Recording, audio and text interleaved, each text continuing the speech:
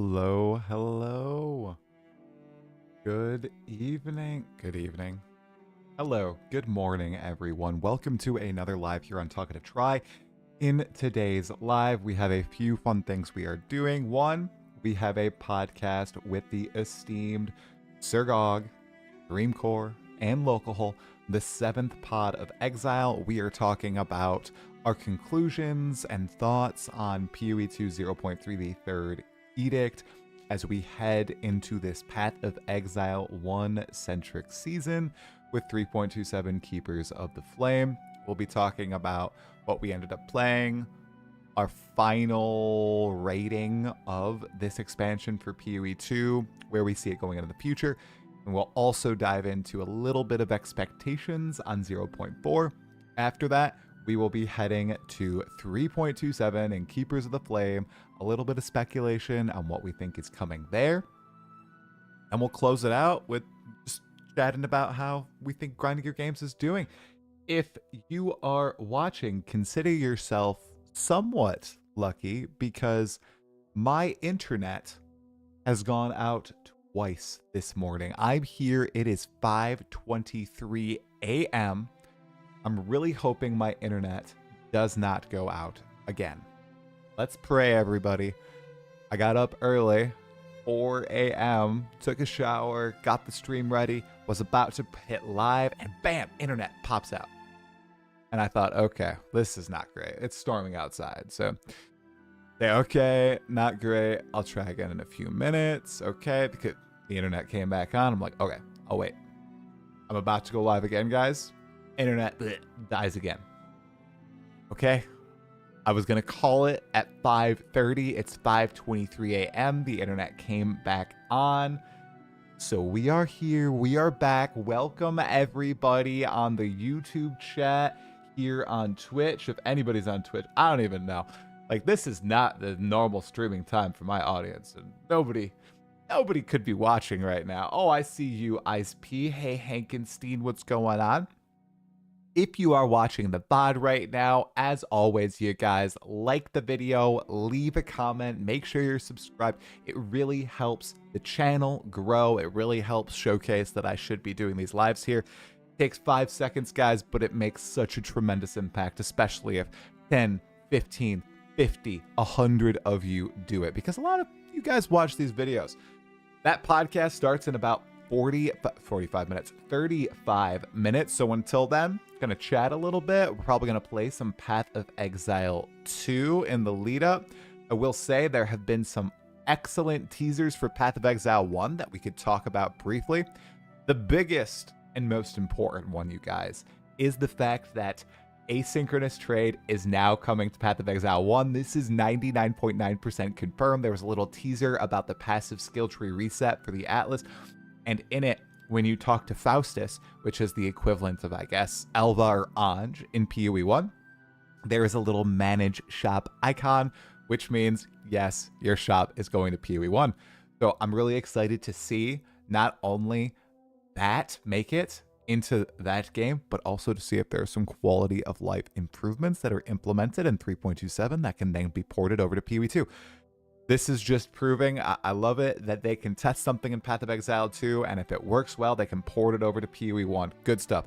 I hope it happens the same way, right? If they test something in PoE 1, boom, put it in PoE 2. Hey, Cyclone, what's going on, dude? You're over in Europe. This is a normal time for you. It's a big pod, yeah. Yeah, I'm excited. I'm glad my internet's working. This is a night shift workers stream. True. Hey, Saber Sage. Hey, Basil, guten Morgen. Hey, Anaxi, Asia, 5:20 p.m. Yeah, Sirgog is kind of in your same vein. Yep. Sitting in the bathroom, 4:30 a.m. Let's go. Saber Sage, props to you, my man. Props to you. My goodness. Okay. What's nerd in chat? Are we excited for some more PoE soon? I am. Okay. All right. Let's just be real. I really want to be real with you guys right now. Okay. I released a video, and these were my true thoughts at the time, okay? I released a video like 3 months ago when 3.27 came out, okay? Where is it? Where's the video? Wait, Wow, Griswa, thank you so much for the prime, bro. Appreciate it. Thank you. When 3.26 came out, where is it? Where's 3.2? There it is. Oh my gosh, look at this. Look at this, dude. Look at this guy. The upcoming Path of Exile 2 patches and why I quit PoE 1. I spend 1 minute of this video right here, 1.5 minutes, talking about why I am not playing Path of Exile 1. Because, guys, I legitimately did not enjoy 3.26. I wasn't feeling the mercs. I didn't even make it past the campaign. I usually get like 36 or 40 challenges. I blast that. I sacrifice sleep for 3 weeks. I go full degen mode, right? I pitch myself as a casual because I don't play the markets and I don't, do farming strategies. I'm an elk and go guy, but I play a lot usually. I did not enjoy it. I was not having fun. I bounced. I was not yearning the Path of Exile. It hadn't sucked my soul, stolen my soul as it had for all those years before. But right now, guys, I'm pretty hyped for Path of Exile 1. I don't know if I'm going to bounce again, but in this moment, I'm thinking, ooh, I really want to play some PoE 1. So we'll see if I end up really enjoying it or not. I'm not promising any videos on it or anything because I think I'm just going to play it in private. We'll see how that plays out because it's on Halloween. I can't be there for League start. So I'm going to go trick-or-treating with the kids, my kids, the kids. I hate when people do that, and I just did it. I'm going trick-or-treating with my kids. We're going as the Paw Patrol. And then after, I'm probably going to log on after they go to bed, which will probably be late because my 3-year-old, she will be full of candy. So... although not too much candy. I like to limit them a little bit. Can't be eating too much. But I'm excited for 3.27, and I am so excited for PoE 2 0.4 as well. And it has nothing to do with the fact that Druid is probably going to be in with all these new elemental spells, with shapeshifting finally in the game. Ooh, that's going to be good as well. Hey, Juto Kokeli, I can't wait for 0.4. Yeah, neither can I. Finally, the true PoE game will start. This PoE 2 is 4, and you have nothing to do. Matt, my man, I don't know. I really enjoy PoE 2. I like that it's less complex than PoE 1. I like the gameplay better. And there's a lot to do if you're not playing for a substantial amount of time every day. And even if you are, there's quite a bit to do. I actually saw this Reddit post of a really cool looking build. Here, I'll show it to you guys. Honestly, base though, didn't complete the new endgame because I figured I wanted to wait until I was enjoying the side mechanic more to complete that. PoE 1 better. I mean, yeah, that's your opinion, my man. Ruthless Sympathy. Do you also play Ruthless, dude?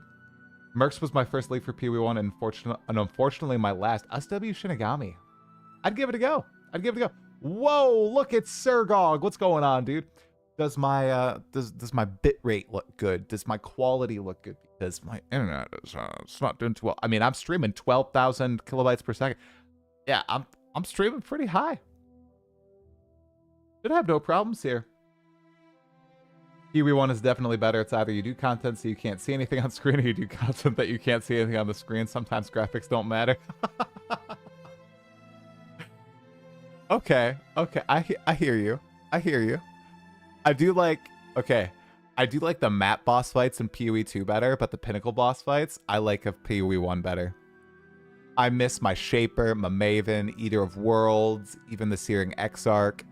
I think those are all better designed boss fights than the Arbiter of Ash.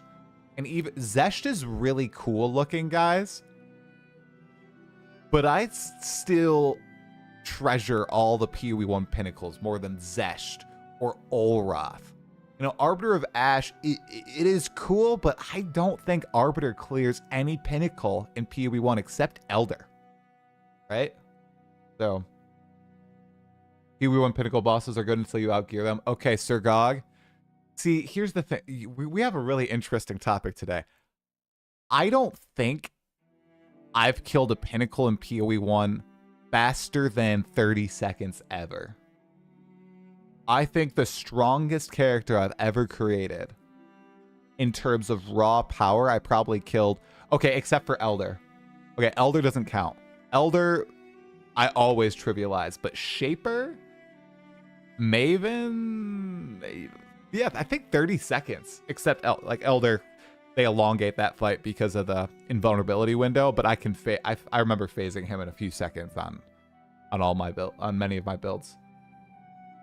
Yeah, see, that's why I always engage with the mechanics. You know, like every Shaper mechanic, every Maven mechanic, every Searing Exarch mechanic, every single Eater of Worlds mechanic. I'm always actually engaging with them. It's a stacked podcast today. It is. Sirgog, Dreamcore, Lolcohol, and me. But I am not the headline feature, and I know that. I know when to admit that I'm not the headline feature. Try, why did you make Snoobe's build as the poster boy of visual unclarity? What are you talking about? Because I saw that clip and I was like, oh my god, Snoo, dude. This is the perfect representation of what is broke with the promise of PoE 2 was not kept. Instead of 100 twisters, we'll only have 10 twisters, and it'll be the power of 100 twisters. Grinding your games. Grinding your games. That is not what ended up happening, okay? No, that video was so good from Snoo. That's crazy that he was able to juice that map to the maximum, and he pushes his build to the apex. Like, I don't know if... I feel a little bad. Okay, there are two things on my latest video. Let me pop on over. Let me just show you the thumbnail so you guys know. Okay, there it is. Okay, my latest video, right? Wow. Yeah, I've been so busy, you guys. The official state of Path of Exile 2 is 0.3. You see it winds down. I'm currently running another title test. I have winds down versus dies, okay, right now. So this is like, okay, this is supposed to be a just state of the game in my final review on 0.3. But a lot of people seem to be taking it, especially when I have the dies in the title, that I'm saying Path of Exile 2 is dying. And then it's dead. I forgot that a lot of people don't realize the cyclical nature of ARPGs yet. So a lot of this is so on me. I didn't define it, right? Dummy, big dummy. People are like, wow, you think Path of Exile 2 is dead? Bro, what are you talking about? Why are you such a doomer now? And I'm like, no. We are 9 weeks into the league. There's a new Path of Exile 1 league coming out. Battlefield 6 just hit. We have Mega Bonk. We have Hades 2. There's all these things that are contributing to less people playing, hence the league dying. And then, whoop, in December, what happens? Tons of people play, and then they slowly trickle off. It's like, what have I done? What have I done? I didn't mean that the game is dying. I just meant that the league is dying. And, funny people. So many people, like, you know how they say never judge a book by its cover, okay? Never judge a video by its thumbnail and title, okay? It is meant to get you enticed, and if it doesn't deliver on what it promises, bad. That's clickbait. But never click on the title of a 20-minute video and think, wow, the title this Talkative Try dude was able to boil down the thousands of words and all the images in this video, this 20-minute video, into a 55-character title. I mean, bravo to Talkative Try for being able to do that. That is a skill. Good work. Arc Raiders, yep. Oh, yeah. Can you imagine if they just dropped WSD into PoE 1? It's not going to happen. Oh, my God. I have a dude in my comments, guys, who thinks I use click to move. Oh, my God. I need to pull this up. Holy crap. Oh, my gosh. Oh, my God. I'm sorry. Comments just make me laugh so much. Click to move comment. Okay, let's see. All right. Let me see. WASD. Let me see. Let's see. Sort by newest. Okay, let's see. Responded WASD. Let's see. I need to find this. I need to find this. Okay. Come on, come on, come on, come on. Where are they? I gotta find this guy, guys. Responded. Disingenuous. How about that? No. No, I can't find it. Did the dude delete it? He must have deleted it. That butt deleted his post. How could he, you guys? No way. No way. Come on. Come on. Come on, I can find it. Oh, I found it. I found it. I don't know if it's a troll. No, it's not a fake story. It's right here. Look at this. Look at this. Look at this. So this is on my video about visual clarity and Melee having problems with on-death effects and degen auras, blah, blah, blah, blah, blah, right? Okay, cool.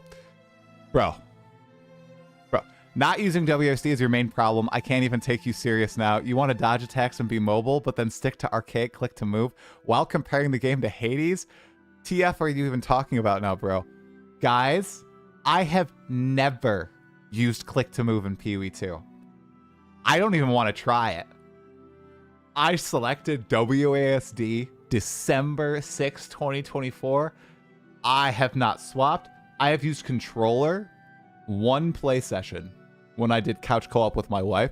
Otherwise, I've done just full WASD. Guys, this person said, oh yeah, 6 replies, but it's not showing all the replies.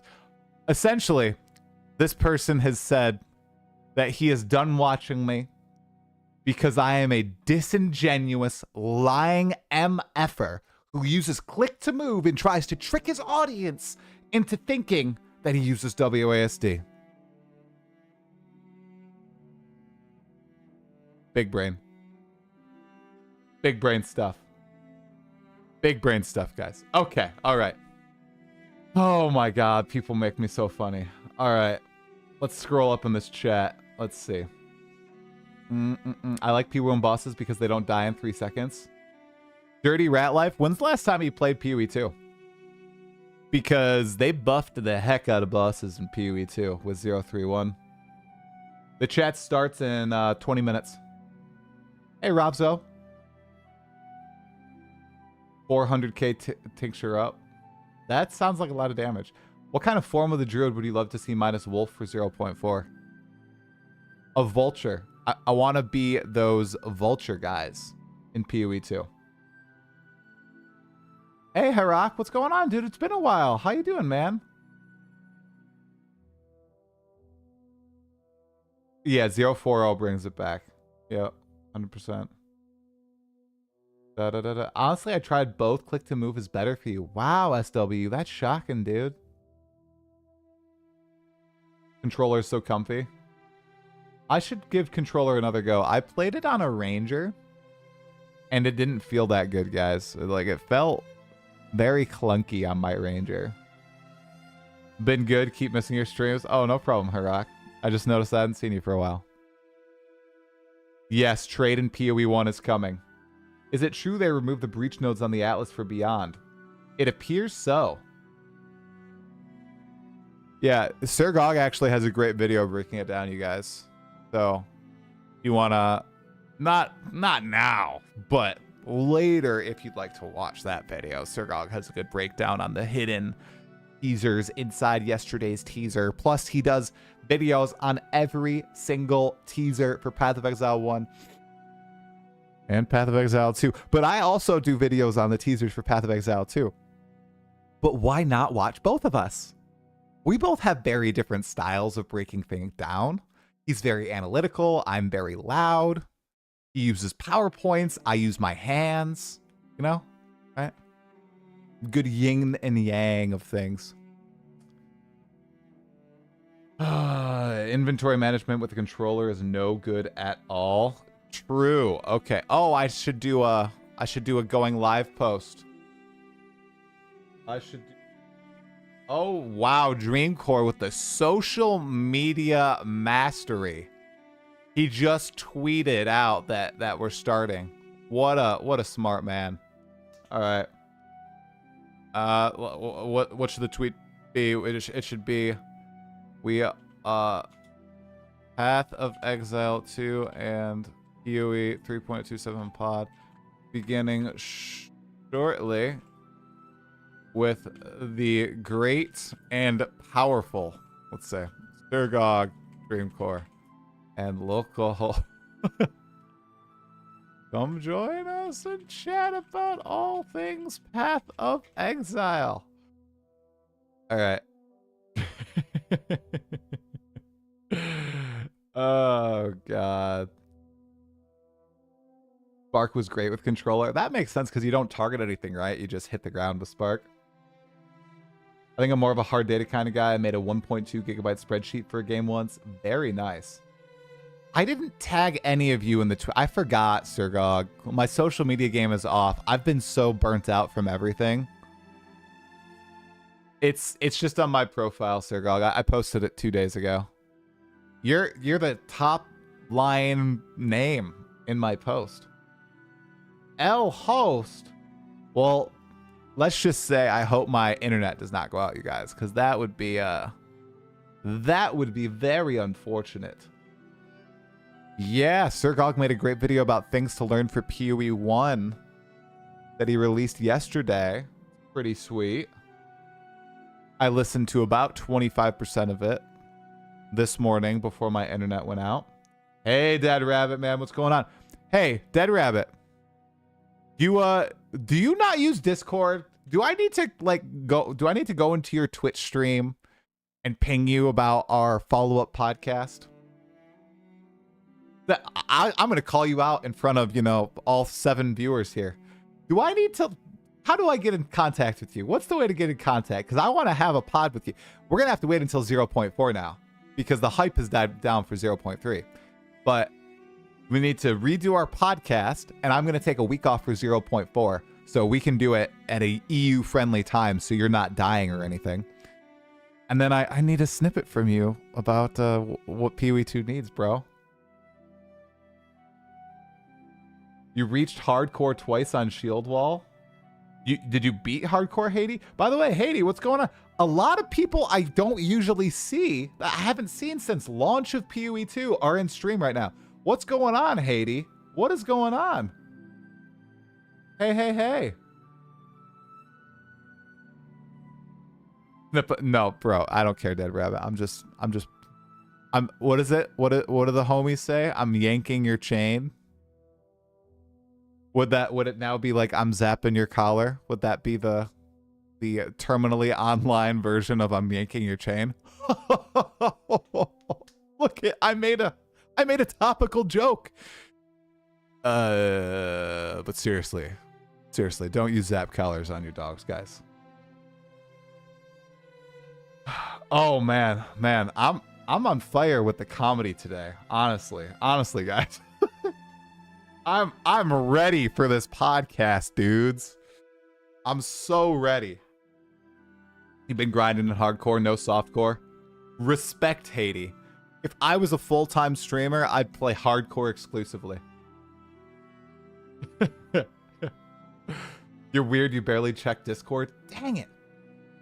Yes, you can, Cyclone. Yes, you can get a you-friendly time too. You got what, a 2 a.m. Cyclone? 2 a.m.? Jesus. Big born. Oof. Getting a beer to enjoy. Yes, please go get a beer, Sirgog. Please. Hey, Fane. Oh my gosh. Fane, what's going on? Why is everybody who I recognize all these names. I haven't seen you guys in so long. This is crazy. My cat wants out. One moment. Oh, we've got quite a few viewers today. Did somebody raid me? Or we just had 104 viewers naturally. Holy crap. People want the Pod of Exile, dudes. Sec, I need to let you out. One moment.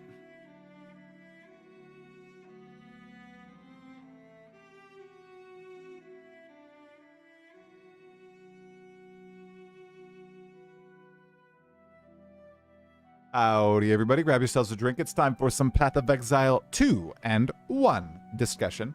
I think I did that pretty good. You know? Good guess for the podcast. Okay. I also haven't had a podcast in quite some time, to be fair. Wow. Okay. Maybe it's a view botting thing, guys, because we just dropped 30 viewers on Twitch. Oh, no, we're back to 104 now. What is going on? Twitch's view counts are wonky. Oh.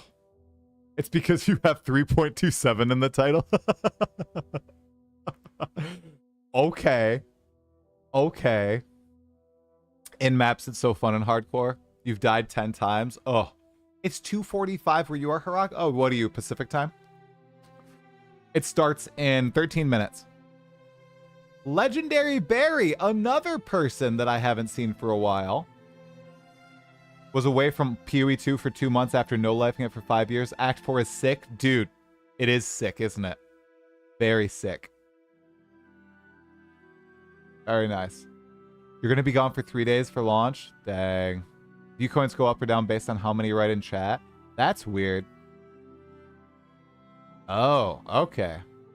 200 plus jumps? Okay, then I'm just not going to pay attention. Hey, Nix, what's going on? Oh my God, so many people. Everybody's been yearning the podcast. I'm sorry that I haven't been doing the podcast, guys. I've just been so freaking busy and burnt out at work and family, all that stuff. Oh, it was a day. It's sorry. It's been a crazy few weeks. I did yesterday, guys. So it's mid-October here. Okay. Usually it gets very cold, very rainy, very abysmal, essentially. Guys, look at this. Holy crap. This is yesterday. This is what we did yesterday. We went to the beach, guys. To the beach. It was 78 degrees outside. My daughter went in the water, which is kind of crazy because it was freezing cold. But she went in the water. My 1-year-old was crawling to the water. She was like a sea turtle. Crazy. It was so nice outside, guys. You were here. Okay. All right, sounds good, Sirgog. I'll call you guys in a few minutes. We need another Try Dad podcast episode. Well, I'll have you know, I think the next episode that I have with my dad is going to be me, my dad, and my brother. It's going to be a triple. Oh yeah, wow. Warmer than in Kentucky. Yeah, I'm further north than you, Spoxu. But it was so warm here. It's almost winter in Sweden, froze your butt off. I know, dude. Well, I'm shocked because usually it's pretty cold. It's getting close to winter here too. I don't know if you guys saw, but there's the fall colors in the background. I live somewhere where the trees are just beautiful. Will it have comets? It will have lots of comets, of course. It'll have plenty of comet discussion. My brother loves comments. Dad of Exile stream, 100%. No, I live in the Midwest. By the way, guys, if you're on YouTube, best thing you can do to help spread this to more people today is, yes, watching, but also pressing the like button really helps a lot, guys. Pump up those numbers. Those are rookie numbers. A little bit more streamer drama reference to you. Okay. Let me make sure we are all good here. You'll like the vid on YouTube. Well, oh, thank you so much. Thank you so much. Make sure. Okay. Yep, that looks all good to go. I am going to have to do the carving stuff, guys, because as some of you probably remember, I have updated from Streamlabs to OBS using a bunch of different plugins. So I am now super fancy with everything. Oh, crap. I just realized start virtual camera. Oh, thank goodness. Okay. So I do have a virtual camera on OBS. I was about to think, oh no, I don't have a virtual camera for my people. Okay. Voice and video. Video. Streamlabs virtual OBS virtual camera. We are good there. Okay. We're gonna get them in just a moment. Yeah, like button, like button, like button. You live in Illinois and that looks familiar. Yes, yes. Yep, around that area. Okay, guys.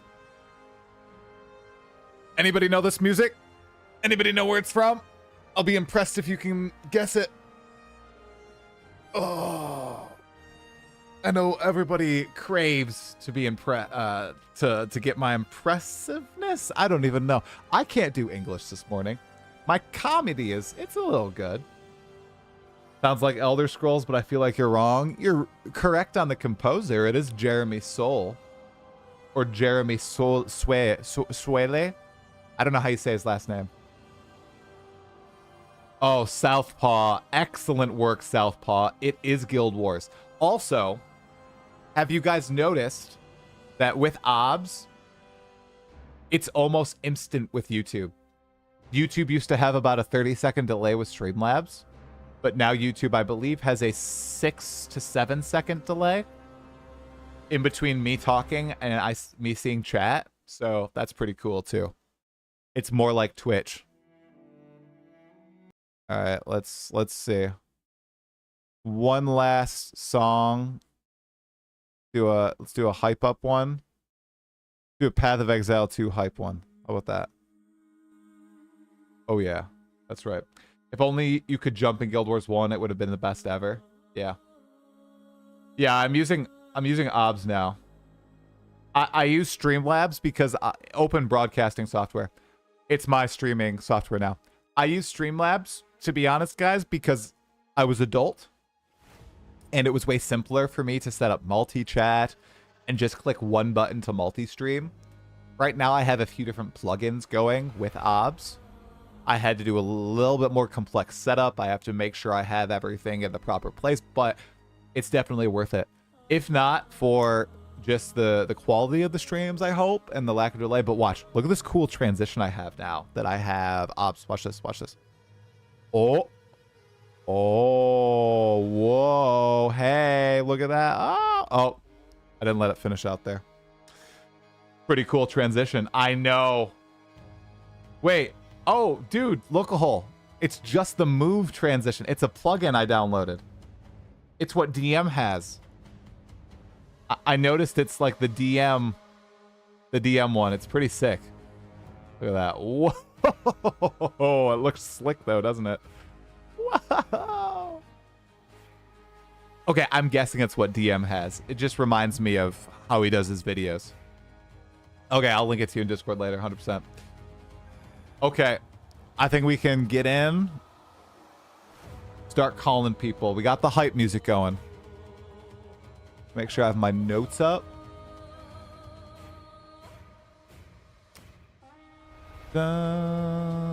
Okay. Okay.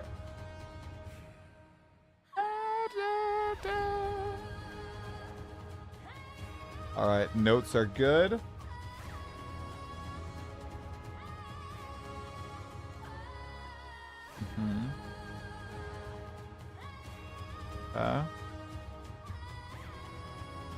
Okay.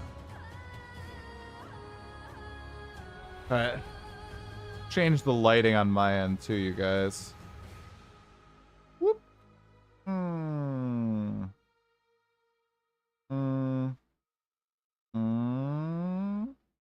There we go. That's a little bit more natural. Okay. Let's get these guys in here. Ooh, good questions added by the GOG. All right. Okay. All right, guys. Yeah, let's get them in. Yeah.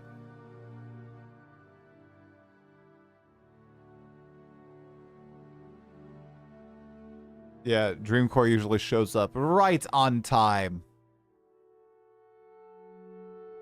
Okay. Turn off this. Turn them up right here. And we are getting in, you guys. A wizard is never late, nor is he early. He arrives precisely when he means to. All right. Here we go. Testing. 1, 1, 2, 3, 1, 2, 1, -1. Everybody hears you. This is perfect. You guys see me? I feel like you do see me. You do, right? I can see you, yeah. Great. Yes, Okay. and I can see chat on your screen as well, which on your virtual I know. camera, which is great. Oh, well, Oh. say goodbye to chat because I'm going to swap to the thing in a moment. Here. Let's see, you guys. Let me close out chat here. Oh, not the soundboard. Oh my god. Okay. All right, here we go. Let's do full screen. Yeah, I swapped to OBS, you guys, so I got to redo this capture thing. I apologize. How you guys doing this morning? Good. Good, yeah. Good. Nice. Play And capture. you've been up since like 4. It's been a roller coaster this morning, Lolcohol. Absolute roller coaster. Was like, oh, we're gonna have to cancel. Oh, no, we're good. Oh, we're gonna have to cancel. Oh, Yeah. no, we're good. Yeah, I saw your chats about your ISP dramas. Oh It's like, my god. It's I'm storming. just sitting there running a couple of maps and like, uh-oh, what's going on? Okay, I think this is the right window. It's the null, right? Let's hope. It is. Okay, good. Great. Okay, that's completely crangled there. Oh, yes. Oh yeah, I gotta edit it. I just wanted to make sure not to show our chat. As always, we shit talk people in that chat. Oh, yep, I follow you. Yeah, like Dead Rabbit. God, that guy. I hate all his builds. Horrible. So screen cluttery. First. And you're gonna be right here. There we go. Excellent. You look pretty centered. Pretty good. All that good. Go capture. Discord 2. I didn't have any friends who could help me test this out and set it up last night, you guys. I'm sorry.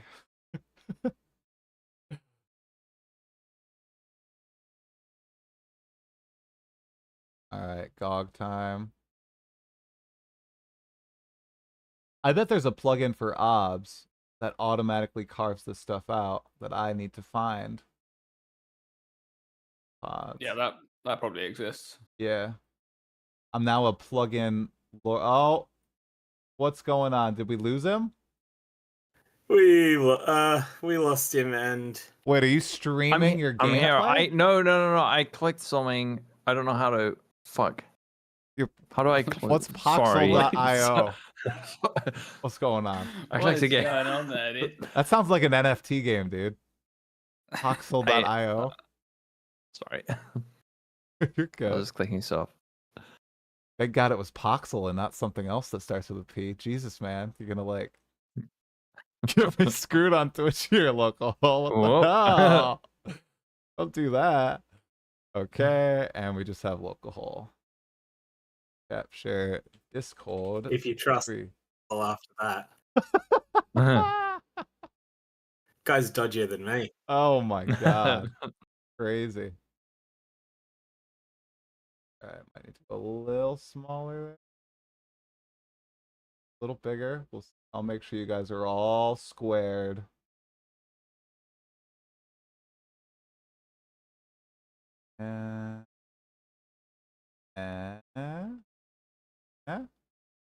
There we go. Okay. Heck yeah. Been like, I think like almost a month since the podcast. Hopefully you don't F anything up, or I don't F anything up. You guys will be perfect. Dreamcore, you've been on the podcast circuit. Well, yeah, you've been on I've seen you on quite a few podcasts, bro. Yeah, I did the one with DM and Gazi. Yeah, and 0 Point Flux, or I just call him Zero. Did another one with Zero. Yeah, I did another one with Zero. Yeah. And I'm gonna be doing one with Blaze for hell yeah. 0.4. Very nice. Yeah, you're the most reacted to content creator now. Congratulations, or maybe not congratulations. I don't know if you see it a blessing or a curse, depending on how fast the react is. I feel like I think it's just because a lot of people had stopped making videos for PoE2 at that point, and I was probably willing to make those videos when others weren't. So. Yeah. Yep. Okay, I think let's see. Make sure everyone's square here. Dog looks good. Dreamcore, I think looks good. Good. Lolcohol, I think you're good too. Just give me 1 sec. Yeah. Don't worry about what's happening. Oh my over god, here. what is he doing now? Oh my god. Yeah, what's going on This here? guy is like what? Nothing. Don't worry, okay? Crazy, man. Nothing suspicious. He just changed his pants. I don't know what's going on. This is crazy. Okay. Yep. Okay. You changed your pants? Okay, good. All right. Yep. Really fast sound check, and then I think we can get going. Let's just go Dream, Sirgog, Lolcohol. Testing, volume check. 1, 2, 3. 1, 2, 3. Too loud. Too quiet. This is a chicken noise. Buck, buck, buck, buck, buck, buck, buck, buck. Wow. That was Actually was toxic insane. because I saw Lolcohol had headphones on. It's fine. Dreamcore's a bit quiet. All right, I'll And boost Dream him. as well, yeah. All right. Testing. 1, 2, 3. Testing. Pretty good. Volume check. Volume check. Okay. You look good on my end.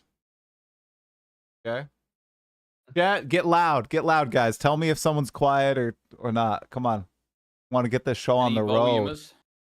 Yeah, they normally say something like 10 minutes in. Like, why is he so quiet? It's okay. I'll watch. Thanks.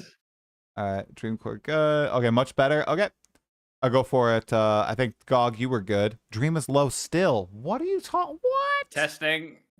Volume check. Volume check. Okay, you are a little quiet in the latter half of your sentence, so I will turn you up a little more. Volume checking. Yeah, +3. Bring the mic in a bit, Yeah, maybe. looks good. All right, Gog, go for it again. I think you were like right on point.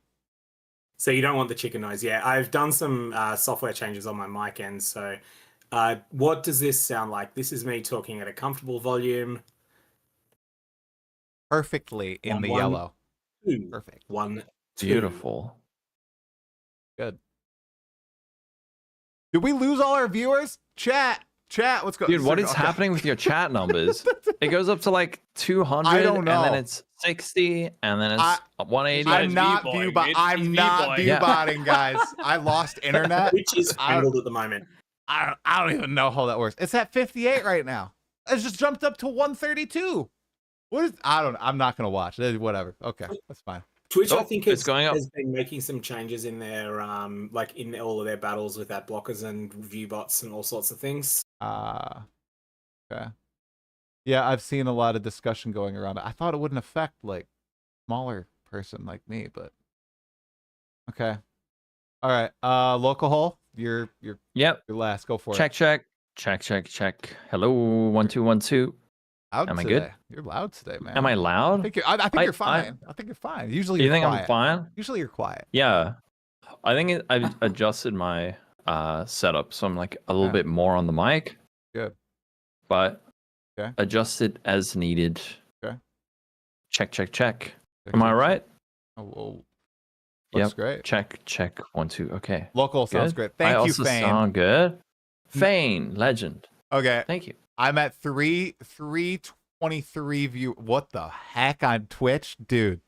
It is funky as all heck. There's no way we're at that many right now, though. That's crazy. Okay. Yeah. Okay.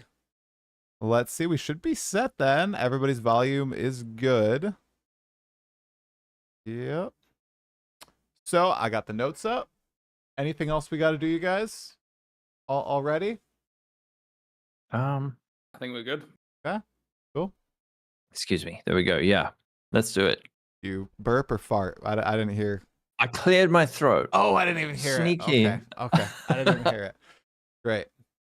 Okay. Push to talk, good for that. Yep. You guys use. That's probably why you guys didn't hear it. You guys use push to talk? No. Nah. I just mute. I do on a podcast. You do on podcast. Is it? Okay. Wow. On Discord in general, actually. Mostly because I primarily use Discord voice for TTRPGs and somewhere that you want to not have everything broadcast through. True. 100% true. I'm not that kind. I should be kinder. I really should. Okay. We should be good to go then. I'll lead us in. We'll go PoE 2, PoE 1, and then nice closer. Yeah, we should be all good to go. I haven't seen my internet drop at all. I've had 0 frames drop this entire time, so hopefully we're set. Shouldn't have said that. All right. Everyone just have a preemptive wah, wah, wah ready for it. True. Okay. Not that anyone watching is going to hear it, because if Try goes, you're all gone. So that's happened before on this exact podcast, actually. So we just have bad luck. I don't know what's going on. It's cursed. 6 a.m. on a Sunday, and it's like, your internet's gonna go out. Okay. All right. All right. I'll lead us in. 3, 2, 1. Hello, everyone. Welcome to another episode of the Pod of Exile podcast. I am here with my co-hosts, Sirgog, Dreamcore, and Lolcohol to discuss all things Path of Exile. Timestamps will be below, everybody. We're going to start with Path of Exile 2 discussion, go into Path of Exile 1 3.27 discussion, and then close out with some overall Grinding Gear games talk as well. Before we get into this topics, though, thank you so much to Mobalytics. We are juiced by them, and I just want to shout out. They've been Path of Exile 2 centric this entire runtime. They are adding Path of Exile 1 coming up very soon to their site, which is going to be very cool for us Mobalytics creators. So make sure when the new PoE 1 League launches, you go check out their site and see if it applies to your use of builds and build crafting in the game itself. I'm sure these guys are going to have some of their builds on over there. So everybody, there's a lot of stuff going on in the Path of Exile world. Dreamcore, Path of Exile 2 0.3, it's winding down a little bit. I just wanted to start, I guess, by asking everybody, and beginning with you, how many characters did you play through 0.30? And what did you remember your actions. What did you end up enjoying the most about this expansion? So I played 2 characters this league. I played one character that I just done everything on right at the start of the league, and then I had another character where I kind of got to end game and wasn't feeling it, right? Because the end game's just not there yet. And the character that I played the most is the gas grenade pathfinder, which was great, right? Just did everything, did all of the content. Nice. Honestly, this patch for me, I think the best thing was, the trading was asynchronous trading was amazing. But I typically don't play trade, but I did this patch, so that is right up there for me because I think that's a fantastic addition. But for me personally, it's the crafting. Okay. The crafting changes were just a huge win. Crafting was just so bad in PoE 2 before that, right? It was really, really bad. And now it's just... Now it might be too good. I don't really know, but I much prefer it to be in the place that it is now compared to what it was in 0.2. So that is a huge W. Was it everything? Or everything combined, like essences, omens, the abyss stuff, or did one stand out to you in particular? So I discussed this a bit on one of the other podcasts I was on. I actually think they done this really incredible job of combining the crafting mechanics. Like they've been so well thought out. Like it feels like none of the crafting mechanics are really stepping on each other's toes. Like you want different crafting mechanics for very specific things. And I mean, in PoE 1, it is kind of the way like that. But over the years, there's been lots and lots of crafting mechanics to the point where you can actually do several of the crafts many different ways. And in PoE 2, right now at least, I mean, I think it's going to go that way anyway, right? Because there's going to be more crafting things being added over time. But right now, it really feels like all of these crafting mechanics they added to the game are each doing their own kind of individual things, and they're very specialized in that thing. And then they come together to make that finished item. You know, you got the essences, very, very good in the early mid game there to secure yourself like 2 or 3 good mods on gear pieces. Then later on, they become very, very useful. The perfect ones are absolutely ridiculous, right? They're just so incredibly strong. Yeah. Then you have like even the desecration was another thing to just add a useful modifier in the campaign. But later on, it becomes this really powerful crafting tool. Once again, you can either replace a mod deterministically or whack on a final mod that's really useful for your build. Yeah. There's just and obviously the omens, some of the omens especially are just ridiculously powerful. But I think it's really nice that they seem to really think them out well, the crafting mechanics. So it's just great. Yeah, definitely a lot of thought into them. And Lolcohol, Do you agree? I know you were pumping out a lot of crafting videos. It seemed like it was really powerful for those with a lot of knowledge. Do you think that they moved in a good direction with crafting 0.3? Yeah. It's so much better. And the question is, what's it going to look like when Abyss isn't core, though? Because a lot of the stuff revolved around Abyss, and we're getting that in every zone. So there's a lot of those materials. So hopefully there's something different. But like what Dream was saying, the way they've somehow integrated them into one another, so it's not just these discrete systems that never overlap. They've made it in such a way that they interact, and that there's what I really love is when there's a puzzle that can be solved, and there are multiple ways to do it, but the fun thing is figuring out, like, wait, I could do it like this, or I could do it like this, and then you start thinking like, oh wait, but hold on, if I do this and this and this, and then like all kind of comes together. That moment when you finally, where it all clicks with a specific craft, that's what I love about crafting in PoE 1, and then we got that same feeling now in PoE 2. So it's such a big improvement. Sirgog, are you a fan of how they have approached crafting, where you can only, for the most part, you can only find specific powerful omens in Ritual, and the bones are only found in Abyss? You have to engage with all these different systems to find these materials. This is a goal I think they were wanting with 4.0 or Path of Exile 2, and so far they're sticking to it. It's not like PoE 1, where for the longest time the best way to get fossils was for me at least, it was like just running like Delirium or something and just getting a crap load of fossils from Deliria. What do you think about their approach so far in PoE 2? I would actually like something in between, where there is a clear best spot to get everything, but it's not the only spot. So my thought would be, like, let's take, for instance, the Prime Resonator from Path of Exile 1, the 4-socket Resonator from Delve.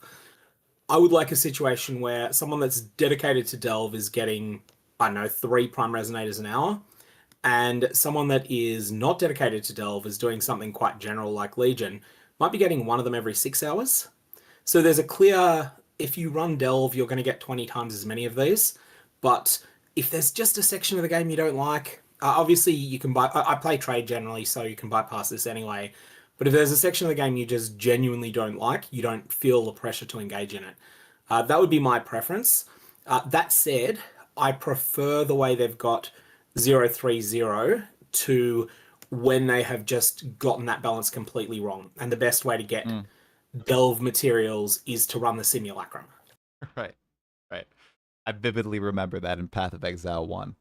Yeah, a good middle ground approach. I wonder if that'll come in once they have more leak mechanics into the game, when, as opposed to what, the 5 that there are now in Path of Exile 2, there's 20. Maybe they'll start interspersing them all throughout. So if there is that one thing that you just hate, like a Delve. I mean, Delve is a standout because it's such a different system, I think, from the rest of Path of Exile 1. So I guess it kind of made sense that they made fossils available everywhere else.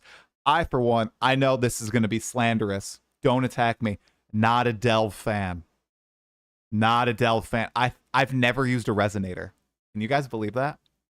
What the? You've never used a resonator. I know. I had this revelation when it was the DM's video. Everybody was like, Delve in 0.4. And I thought, man, what have I done in Delve? Okay, I've done it for some challenges. Have I used a resonator? How do you use a resonator? I don't even know. So it's pretty wild. I know. Am I even a true PoE player? Don't know. Here's some homework for you, right? Here's some homework for you. Learn all the ins and outs of tangled fossils. They are super esoteric, super weird, but they are cool. They are just a fun toy to play around with. They're dirt cheap, and because no one really has powerhouse uses for them, but they can do some cool stuff. And just mess around with them and see if you can find something fun. Or alternately, the other one that's bad that does have some uses is the bloodstained fossil. Okay. I'll check them out. I got to get well versed in Delve because it's totally coming next PoE 2 patch. So I got to be top of the mind. Okay. Fossils have been really good in PoE 1, especially the last like 3 leagues or something. They're just like the way to craft. Oh, good. I know. I had to hold back some profit crafts this league because they were just so unbelievably so profitable, just using like very, very small fossil combos. Yeah, really like basic stuff, and you just unbelievable. Like if you ever see a fossil and you're like, why is that one 10 chaos orbs? It's because there is a craft that is someone is like pumping out something that is worth 50 divines every 3 minutes. Yeah, so I just do like in SSF, like, because I'm not really a huge Delve fan either. Like playing through Delve, I don't mind it. Like sometimes I get the itch to do Delve and I'll just be playing it, but most of the time I don't play it. And then I'll get my fossils from like Legion and Delirium, whatever else, and then I'll just farm harvest and swap them all over to dense fossils and craft all my gear like that. Yep. That's just Yeah. All right. Of course, you can't get 4-socket resonators outside Delve now. Yeah. There you go. You can. Oh. You can get them from I think Ritual? Daily Rewards and Ritual, right? I know there is some place. I remember. I think you can get it from. I definitely got a 3-socket 100 because I had a 3-socket this last league from something, and I didn't do Delve once. No, I'm pretty sure you can get it from Ritual, and I think also Daily Rewards with fossils. It might just be really if you daily them out. Yeah. Like a jackpot drop, you know? Yeah, but they're not exactly, that uncommon if you're juicing really hard. Yeah. Yeah. Like they were much more valuable when they were only behind fractured walls. Super valuable. Oh my god, you guys. One of the only things that I looked up how to do in Path of Exile 1 all those years ago. Holy crap, I could not figure out fractured walls for the life of me. I just couldn't. No one could. Dude, There were... what is this? A million Reddit posts. What's a fractured wall? How do I find it? I couldn't find, and then I would find it on the map, and I'd be like, is there really one there? I don't know. The 1-3-4 rule in Delve is really convoluted. Like the whole nodes will not have exactly 2 exits except in extremely weird circumstances. Yeah. I gotta get practice. But the fact that on those exceptions exist makes it so much more confusing. 100%. Okay, circling back to Path of Exile 2, Sirgog, same question posed to you. How many characters did you get through the League 0.3, and what was your overall favorite addition or change in the third edict? So I played 2 characters, and my overall favorite is got to be Act 4. I think it's just the vibe of Act 4 is fantastic. I reserve judgment. I might change my mind once I've played through it 12 or 15 times.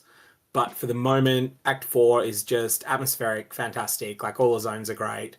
And there's also just a few cool little Easter eggs that aren't important. They don't have much replay value, but like that expedition on the island from the treasure map, that is just a cool thing. Yeah. It doesn't need to be good. It's just something that's just a lot of fun the first time you encounter it. And yeah, that sort of stuff that's the really highest high point out of Third Edict for me. Do you enjoy the zone layouts? You said you like the areas.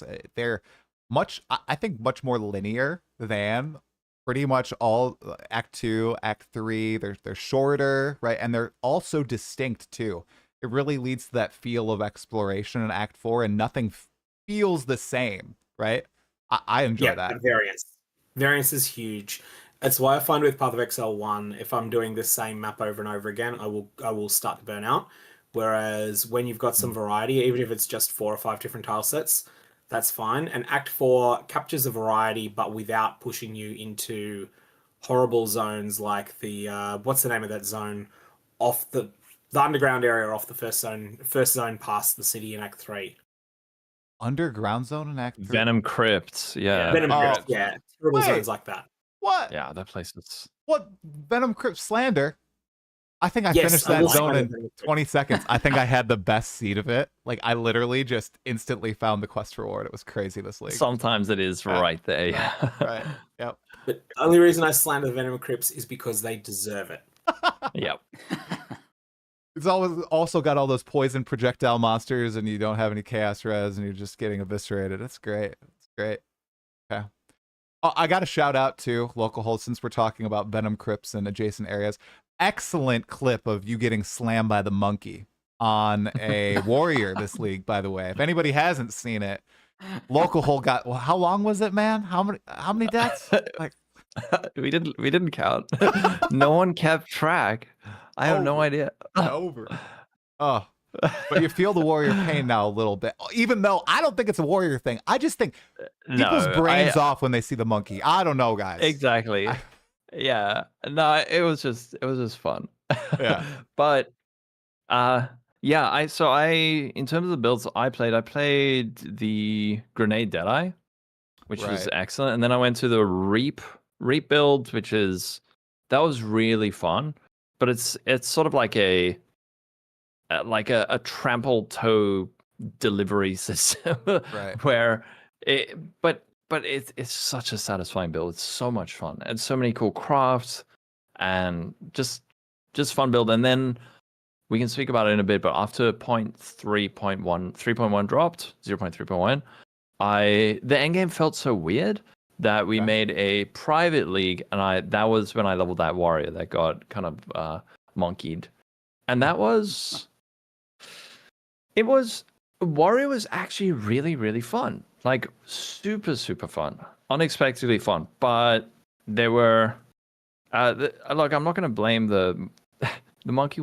It was skill issue, okay? But there were some compounding factors that made that situation worse than it needed to be. Okay. Yeah. Okay. Elaborate. Which what else? Come on. Elaborate? Yeah. What compounding factors? Well, okay, so go for it. I guess I'll segue us. Okay, so my favorite addition to 0.3 was the shark fin quest. That one was really cool, like the boss fight, and then like the quest reward. So interesting.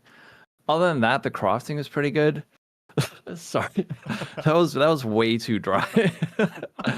What is up with the shark fin quest, man? That is. I knew that's it was the a joke. only bad thing. The crazy thing about the shark fin is, on my first playthrough, I actually got the shark fin right before the zone that I needed to take it, so I didn't carry it around at all, right? And this was totally random.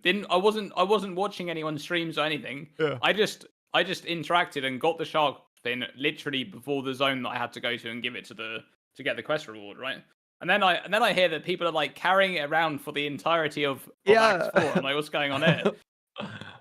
I had it for so long, and then you finally hand it in, and it's like, here's a support gem, and you're like, what? I thought I was gonna get something cool. But yeah, the rest of Act 4 is beautiful, brilliant, and then the crafting is really good. But then, should I skip to the next topic? Topic number 9. Sure. Because it does come. Go for it. Yeah, go for it. The one thing I would say about crafting is that there's a part of me that thinks if the Omen of Homogenizing Exaltation was slightly weaker, I think things might be more interesting. If instead of absolutely banning everything that is not, so instead of being infinitely more likely to roll mods that are matched, if it was much more likely, like the old much more likely in Harvest, which was 90 times more likely. I just feel like things might be more interesting. That Omen could be maybe slightly more common and also slightly weaker. I don't know. I'm not certain on that, but I feel like more frequent crafting and less determinism might be more interesting than what we've got at the moment, or it might work the other way. I'd like to try it from. The homogenizing exaltation is carrying the crafting super hard though. And I doubt it's gonna stay like that. The perfect essences are also excellent, and a lot of the like sinistral and dextral Omen of Crystallization are really, really strong. But those are really cool. There's so many cool tricks you can do. And then homogenizing exaltation I don't want to say overpowered, but it's compensating for a comparatively sparse system compared to what we have in PoE 1. So I think it needs to be as strong as it is. As the system develops more, the crafting system, I don't think there'll need to be something that strong. But that item is fairly easy to balance. One thing is in the private league, those things were so rare. If you're in trade league, you're getting you've got them just an infinite number basically. In SSF, those make a lot more sense because they're so uncommon. I got to like level 90. I didn't find one. Everyone in the private league was trying to do ritual tablets to get homogenizing exaltation. So it's King in the Mist that drops them mostly. Mostly, yeah. But I found one. You do find them in ritual. I found one on a level 94 character. I was doing ritual the whole time. It came out of a ritual window, just one. Done King and Mist quite a few times as well. I probably found about, I don't know, less than 10. I did do ritual for a couple of days for like super juice ritual, and they were not that uncommon, but you can't really do super juice ritual in SSF very easily. So yeah, that's we'll see what happens. Like I still wonder about omens, them being tied to a specific system versus, again, like people always have meltdowns when I bring up like the crafting bench, but it is, the omens kind of are compensating for that. It's like having the meta crafting in an external system rather than a global system, which simultaneously functions as a currency sink, which prevents massive inflation of exalted orbs and stuff like that. So we'll see. But overall, like I'm at the point I don't even want scours. Whoa! Character development. Yeah, I know. Oh my god! Yeah. Holy crap! Development. Like alts would be nice to have, but I don't need them. I will say that exalts are definitely, like, they're just too common to be worth anything. They're the alchemy orbs of this game. Alchemy is in Path of Exile 1. That doesn't mean they're bad. Alchemy orbs have a very important role in Path of Exile 1, or orbs of binding, or all those other low-end currencies, but they are not in-game loot, and that's fine. It just means that people need to start trading in chaos instead of in exalts, because chaos orbs do have end-game utility. Whereas exalts, yes, they have in-game utility, but you over-sustain them. Yeah, that's true. Like maybe people's mindset just needs to shift, because like PoE1 players are like, exalts are special, but in PoE2 they're not really. In the same way that like chaos orbs aren't special in PoE1, but they are in PoE2. Yeah. I mean, in 1 they're useful. They're just there's just so many of them going around that ultimately I always think of them as 1/5 of a heist benchcraft. Yeah. Or 1/3 of a settler's benchcraft, or whatever the actual numbers are. 2 follow-ups on omens. A discussion we've been having, I mean, since launch is 1, they are too rare. Do you guys think the rarity is in a better spot now? I know we were just talking about how that 1 is basically inaccessible in SSF, but if GGG is balancing for trade, are they in a much better spot now, you think? I think we need to test this with a new league start now that people know how good homogenizing exaltation is.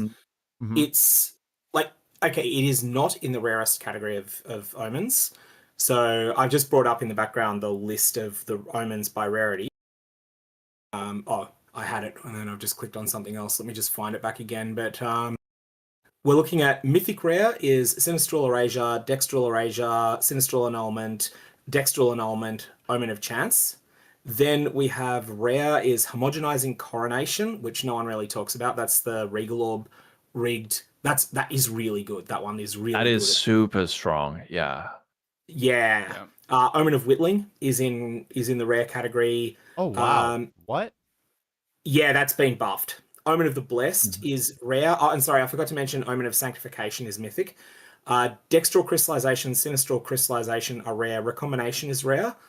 And then we have this sort of tier that's quite a bit more common than rare. And this is where Corruption, Sinistral Exaltation, Dextral Exaltation, Homogenizing Exaltation unexpectedly, Catalyzing Exaltation, Chaotic Rarity, Chaotic Monsters, and Omen of the Ancients. Like, there's quite a few in that. And then there's the common tier, which is Resurgence, Refreshment, Gambling, Bartering, Greater Exaltation. From I got a lot of those this league. I didn't know Chance were mythic. Do those sell for a lot? I think I have 3 of those in my stash. Oh my god! You do not have 3. Are you sure?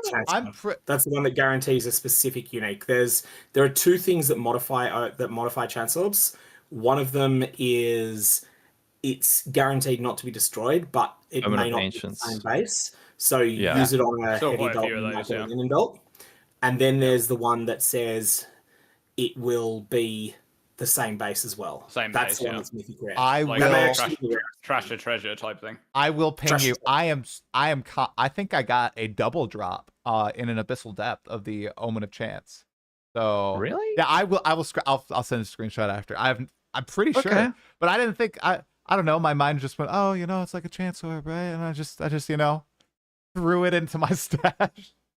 Huh. Oh, I still God. think that I still think that they mix up the tooltip text for Omen of the Ancients and Omen of Chance. Because Omen of Chance says while this is active in your inventory, your next Orb of Chance will not destroy the item, which kind of sounds like what an Omen of the Ancient does.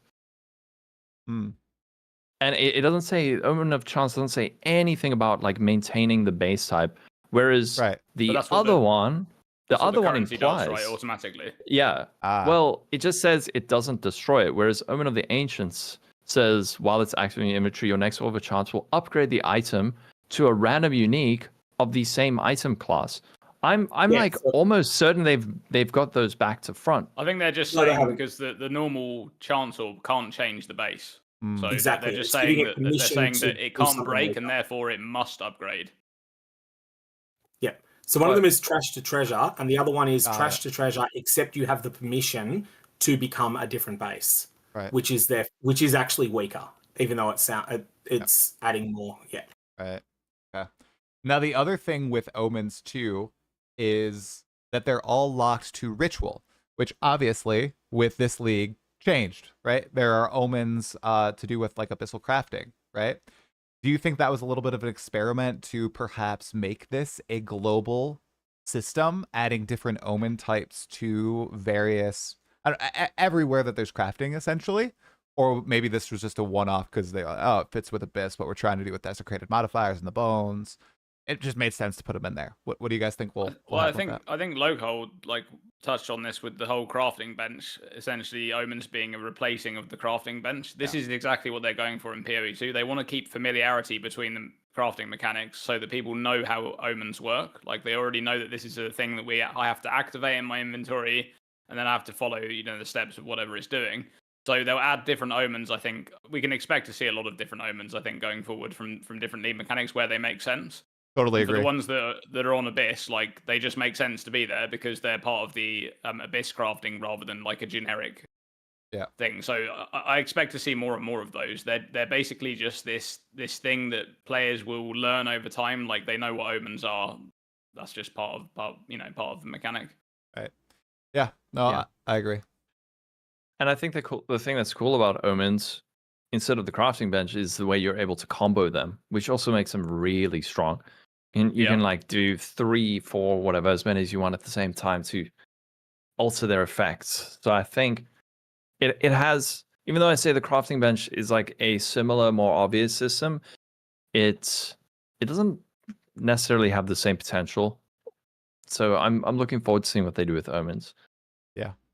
Yeah, but I think the omens is something that couldn't work with a crafting bench either because could you imagine if you deterministically temporarily added low tier fire resistance onto a ring, and then you use that in order to homogenizing Exalt or even homogenizing Coronate, something. Yeah, it's way too strong. Like that sort of thing is just going to end up with it's just you're following a recipe book at that point. You're not. There's no RNG involved. It's just collect these 15 items. Boom. Right. There's your end game, irreplaceable, forever item piece. I don't really feel like they need. Earlier on in PoE 2's development, I felt like they needed the crafting bench, but what I think they need now more than anything to like solve that early problem, because now it's less of a late game problem because they have like all of the crafting tools in place, and now I feel like the lack of a crafting bench is actually only a very early game problem where you drop the wrong runes, you don't have enough sockets, that kind of stuff, right? So yes. I think that's like one of the only things they need to address now is like.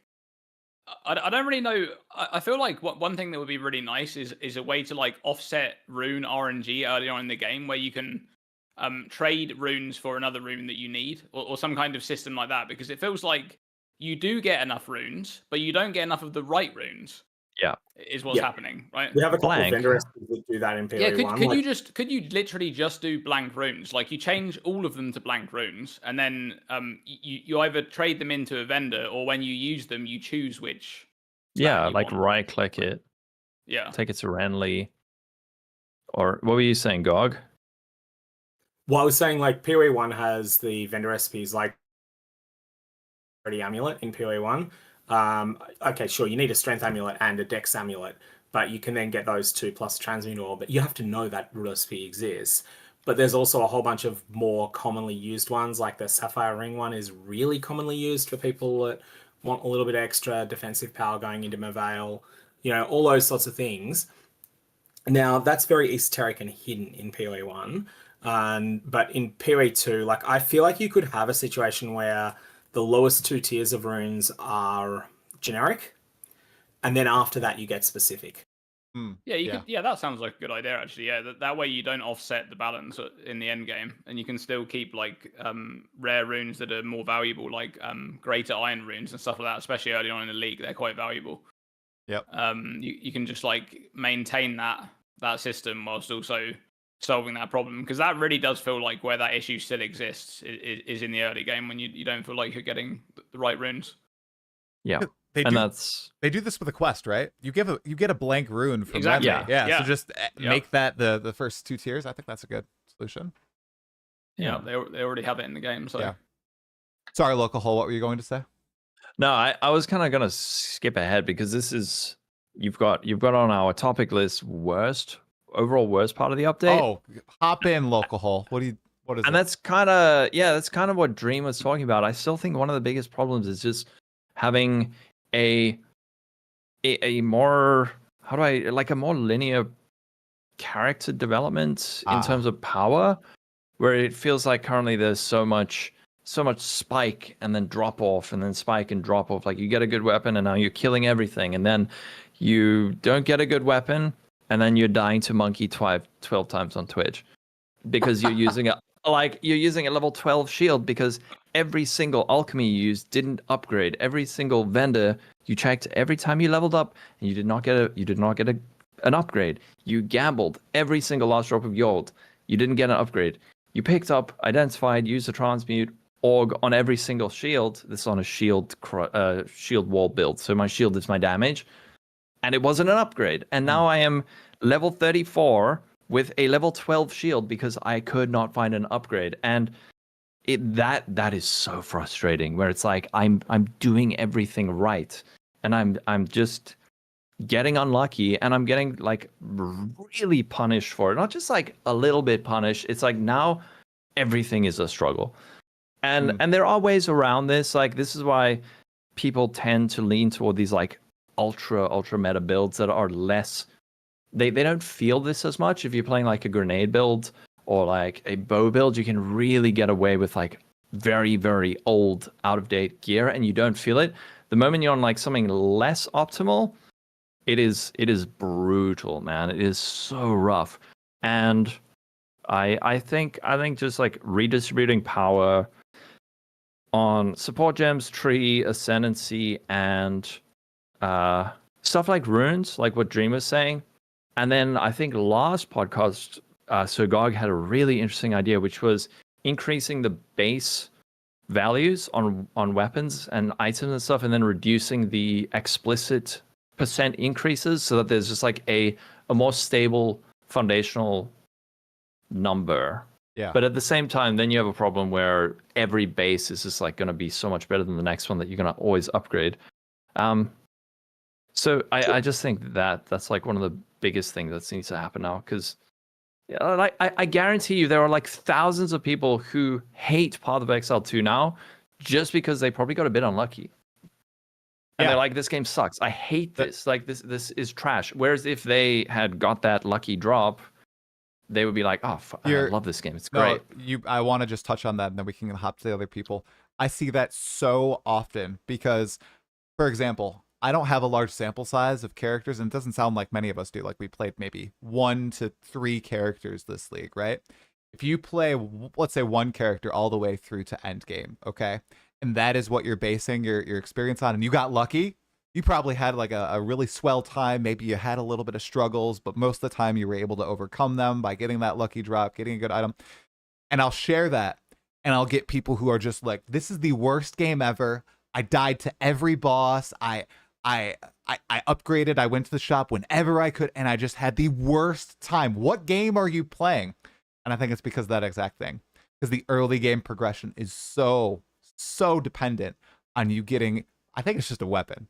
I don't even think it's good. Like defenses, you can mostly, dodge away Move or speed just boots as outskill. well. Yeah, right. So great point, Lolcohol. Sirgog, Dream, did you guys have anything to add on to it? Well, just adding on to that, there's another way things can go wrong as well, which is that you can feel like things are patronizingly easy if you do get one of those miracle drops. And my experience at the start of this league was that basically Act 2, I got a miracle drop weapon. And I was just on God mode for most of Act 2. And then it starts to fall behind the curve, like 4 or 5 zones into Act 3. And then I just can't get a replacement. I literally do not get a replacement until I'm in Act 4, because with asynchronous trade, no one's answering on the old trade system. And so the times that I do try and trade through the old system, no one responds. So I'm basically stuck with my Act 2 miracle weapon all the way through to the first part of Act 4. And it's just this sharp gulf where you go from being, it is so easy that I'm falling asleep, to this is the Goldilocks zone, to I am really starting to struggle on these bosses, even though I know them. I think my Jamandra fight was like 6 minutes 30 or 7 minutes or so. And that sort of gives you a sense as to just how far behind my damage was. And that's the weapon that I used all through Act 3, because I couldn't replace it. Wow. That's crazy. It was fun though. Honestly, this is something I touched on in that in my like gear power video, which I think was the biggest problem that I brought up of all of them. It's the thing where like it's not necessarily a luck thing. I mean, obviously luck has a huge part to play, but it's also like a knowledge barrier, because if new players are playing this game, right, you compare it to an experienced player and then someone who's like very, very good at the game as well. You're going to find that there's like this huge gap where if the player who's new doesn't get lucky, like you guys were saying there, and get like a good drop, the players who are experienced can offset that, that streak of bad luck by using their materials correctly, checking the vendor, getting a weapon upgrade from the vendor, getting boots upgrade from the vendor, this kind of stuff, and knowing when to do that, and knowing when it's actually good to get an upgrade and when to sort of pass on it and carry on progressing. So that is also part of the problem there that Lolcohol was getting to, which is the gear power is just too much of a character's overall power compared to all of the other sources of power that they can get power from, like the tree and stuff like that. Mm-hmm. Obviously, the idea of blank runes would definitely play a bit of a part in that, because you would have at least some power coming from some extra blank runes there that you could use, like the ones that you actually want. But that's would only be a partial solution. They absolutely need to do something about gear power, I think, and remove some of that power elsewhere.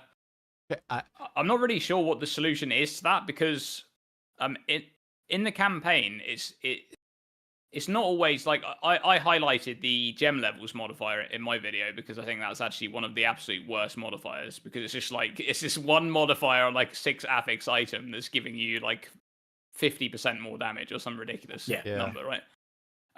But it's not just that modifier, right? It's a combination of all these things coming together that's just like a ridiculous multiplier of your damage, and then the other parts of a character power, like the tree and stuff, is just not contributing enough.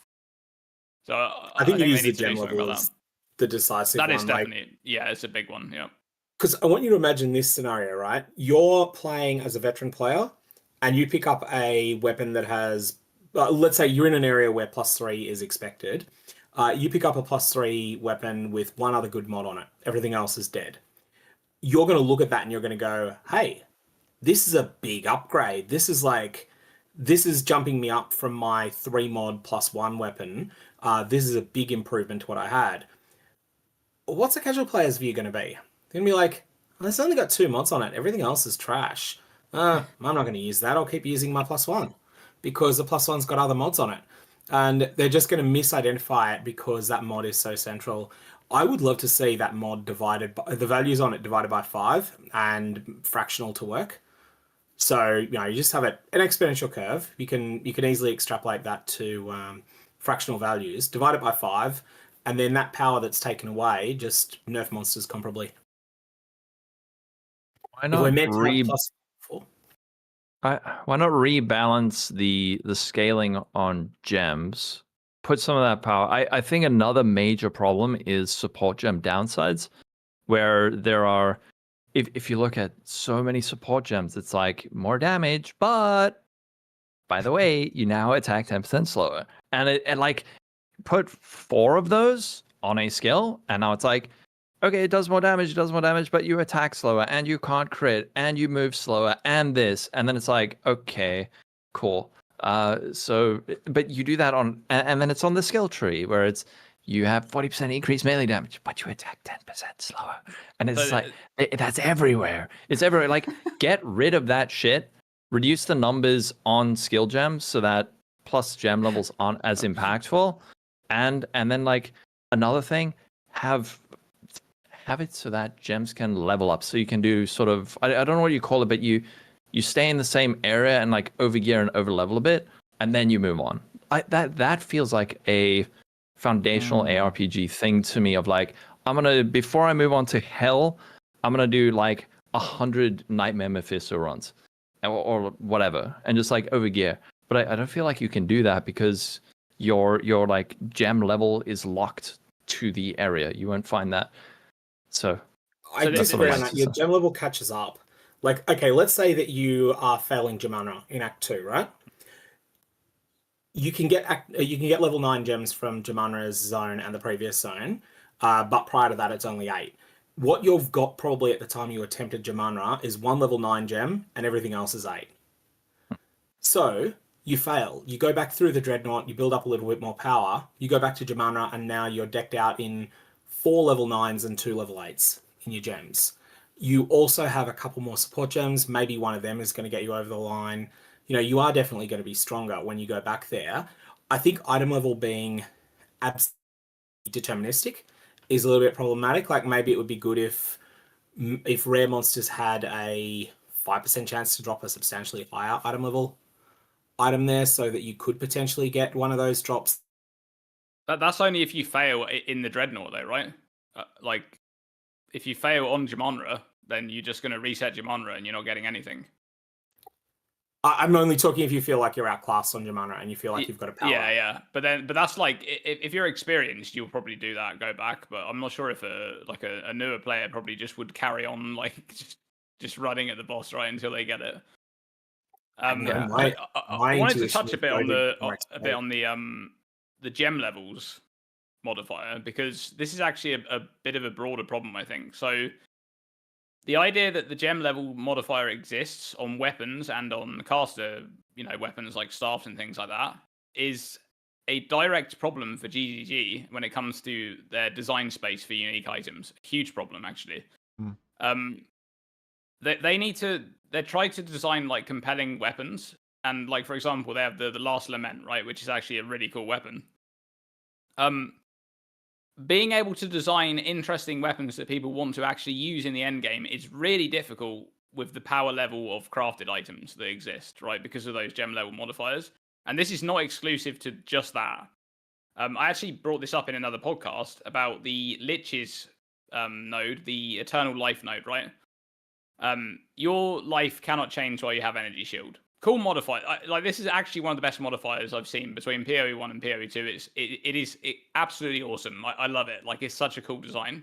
But it is extremely limiting to their design space, because they can no longer add Energy Shield bypass modifiers to the game because Lich exists. Right? So Lich exists, and therefore every other class in the game can no longer really overly invest into this mechanic because it doesn't exist and cannot exist. Right? Because this is a stacking additive damage reduction modifier for the Lich only. So this is a bit of a design problem, I think, that happens, and it's on a few other classes as well. We've got the Rich List. Okay, you just have a 3rd ring slot, right? That suddenly means that they are kind of somewhat limited in what they can put on rings going forward because that class exists. Because now they need to be mindful that there's a class that can get a 3rd ring, and if that's the case, then I mean, we already have it right now in PoE 2. If you want to build a mana stacker, it's a Rich List. If you want to build a stat stacker, it's a Rich List, because that's just that class has an extra gear slot, and you get so much power from that extra gear slot. So this is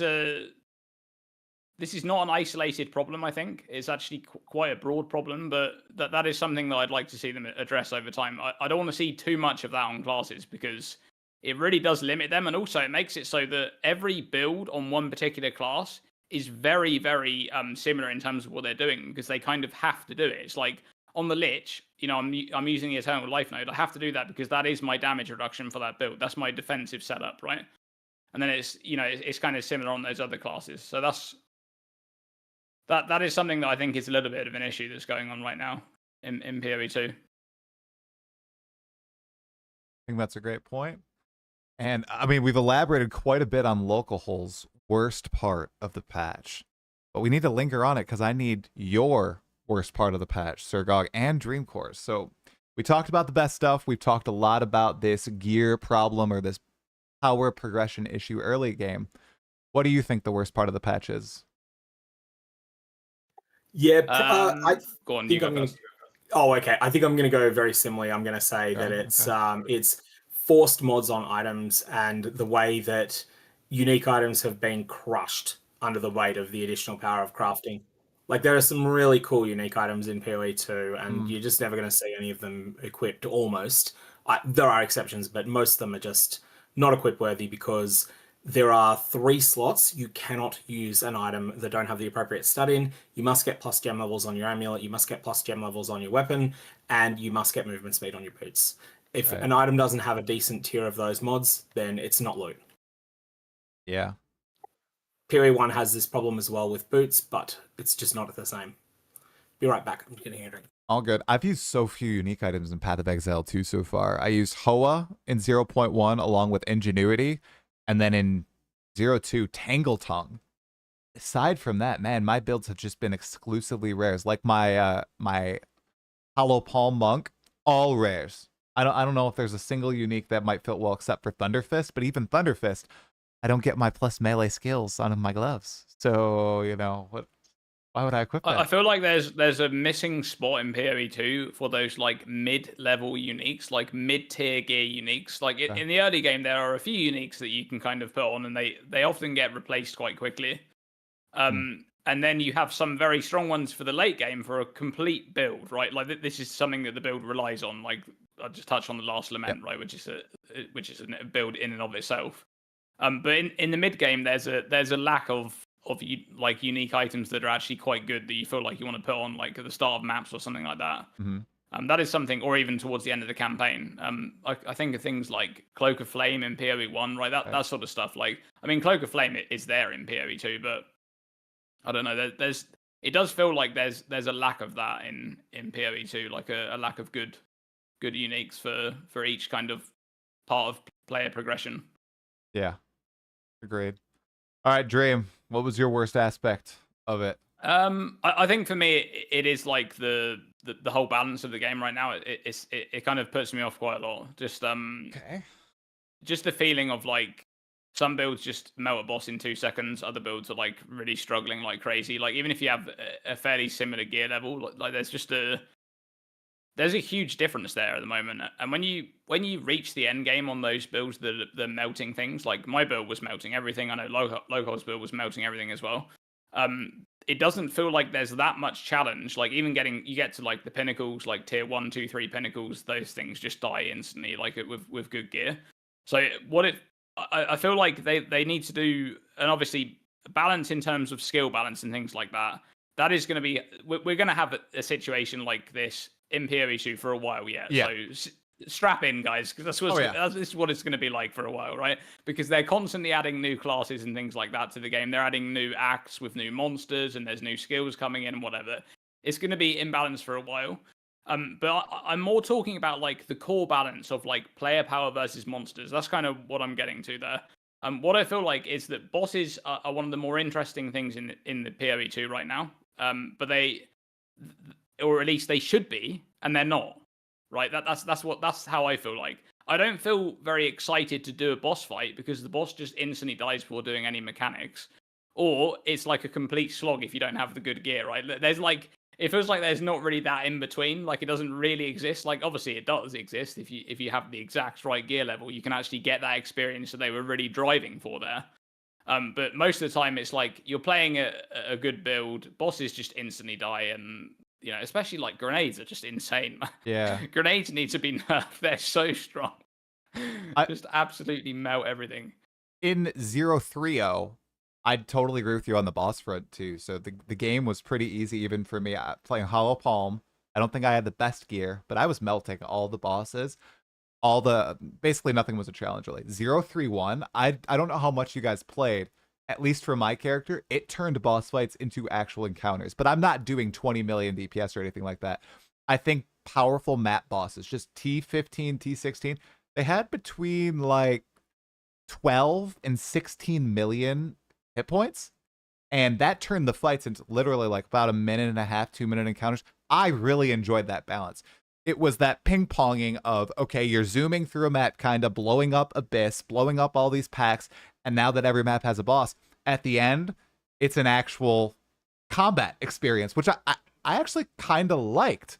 It was, I think, better than the line they were towing before, which was just zooming through everything, honestly, in 030. You're blowing up Abysses, you're blowing up bosses in 10 seconds, and that mildly that upset me, even though I was having a blast. Like, I've played this league more than I have any other Path of Exile patch, and I swear it's more like Path of Exile 1 than Path of Exile 2 was promised to be, but I was having a blast.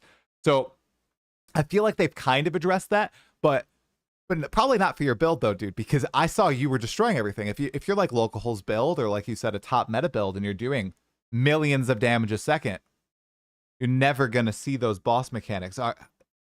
Is that ever going to be something feasible? Like, well, okay. So that's being able to melt bosses should be a thing. Yeah. I'm not saying it shouldn't be a thing. Right. But right now it's too easy to get there. Okay. So that kind of balance is there. Like, this happens in the campaign, right? You get a good weapon, you just insta melt bosses. You know, you see builds in PoE 1 that just melt bosses and do ridiculous levels of content. Those builds, like in the end game, they are giga builds, right? Like, they have mega investment. They are crazy. Right now, that's not really the case in PoE 2. It feels like you can melt bosses on about 60% gear, maybe even 50% gear. Like, you're just gonna melt them, right? If you know what you're doing and you know what skills to use and things like that, you are just gonna absolutely destroy bosses. And I'd like it to be the other way around, where like I can be a little bit more like, you know, when it comes to maps, like normal monsters in maps, I feel a bit more free to you know, clear the map, whatever. When I get to the boss, it's a little bit more interesting. You know, you actually get to see some boss mechanics, that sort. Because that's what they were going for, right? With PoE 2, like, they designed all of these really cool bosses with cool mechanics and stuff.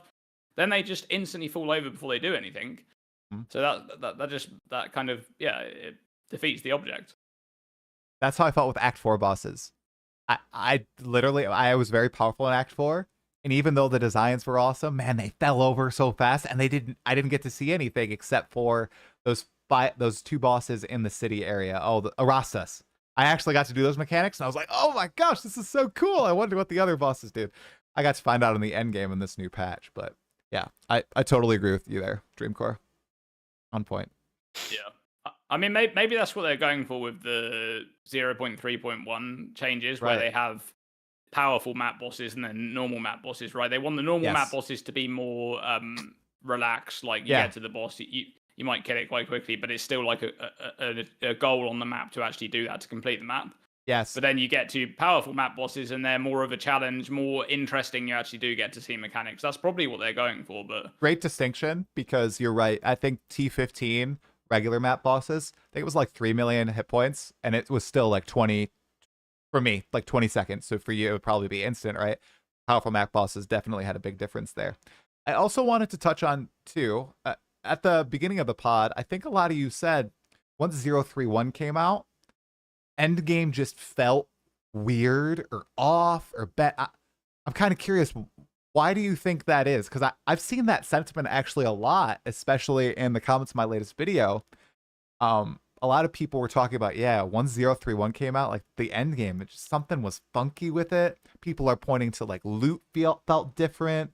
Some people don't like the bosses every map. Obviously, the big rare monster icon debacle. We haven't even touched on that. I don't know what you guys are in favor of or against. But what really put you off from the end game? I'm curious. Or was it just time? It was like a month into the patch, so maybe you were just done with the patch. I don't know. I think it was that half the atlas was like pre-juiced in a way that didn't feel replicatable.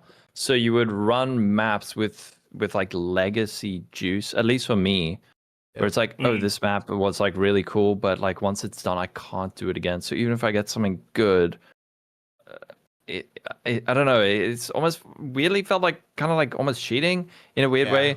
So I played it for like a couple of days, then I re-rolled into a private league. So I don't know what the other guys felt about it. I haven't played much of 0.3.1. I didn't really. By that point, I kind of felt like I was done with the league, and I think I also kind of want to reserve judgment on those changes because I think that we haven't seen everything yet. Like I think they wanted to get these changes in to get some like cool feedback, but there's going to be a lot of other things coming in 0.4 that they want to add to that to kind of get the full experience. So I think I'd just rather wait to see what they're planning for that. Just poking in, I totally agree. Even though I really like the changes, I want to see how it feels from like start of progression all the way through. Because now every map's going to have a boss. You're going to run into the powerful map boss. How's that going to feel on a fresh start character where the economy is in its infancy as well? So there's not a whole bunch of stuff on trade. Ooh, I'm very excited for 0.4 to see how it feels. Sorry, Sirgog, did you have anything to add? I agree with that. I think a fresh economy will be really, really good to see there. And also, I feel like the legacy juicing elements were a real problem, but there weren't really many good solutions GGG had available to them there. That's just the consequences of making a major change in the middle of a league. Like, it's fine. They probably picked the lesser evil. Otherwise, like, 0.3.1, it feels like 4 steps forward, 3 steps back. Maybe even 2 steps back. Like, it's definitely going in the right direction. Okay, and I mean, Sirgog, segueing us perfectly into our last Path of Exile 2 topic before we talk about what everybody's really excited to dive into, PoE 3.27. Do you feel, each of you, let's start with Lolcohol, do you feel that with this patch, Path of Exile 2 is moving in a better direction or a worse direction? Definitely better. Yeah. Definitely better. Yeah. It feels like it's sort of in the middle of like a bit of an identity crisis where it's like hanging on to the original concept, but every step we take is just like a little bit closer to what worked in PoE 1. So there's like vestiges, but then there's things that they add, and you're like, but this is. You said you didn't want to do this, and now there's like so many monsters in this abyss that my computer is crashing. Like, what do you want to do? I don't know, but I mean, I think it's definitely going in the right direction, but we're gonna have to see. I think, like you said, a lot of the changes with 0.3.1 lacked some context. It's like part of something bigger, but it was just like a way to revitalize the game. But it's hopefully a small piece of a bigger puzzle. Right. Yeah, you could call it PoE 1.5. Nominating Dreamcore for probably one of the best thumbnails I've seen in a long time with the man unveiling, what is it, PoE 2 guy unveiling the PoE 1.5. It's so good. Dude, that thumb is amazing. Maybe I'll put it up on screen right now in post, but that was so good, dude. All right, Dream, what do you think?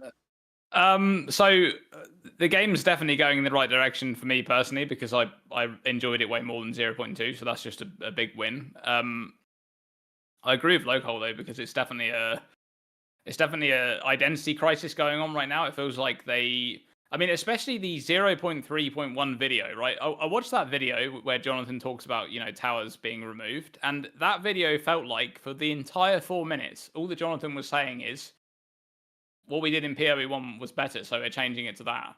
That is literally what was going on in that video. Like, tower juicing is gone. We're adding in scarabs, which is just tablets basically. They're scarabs now.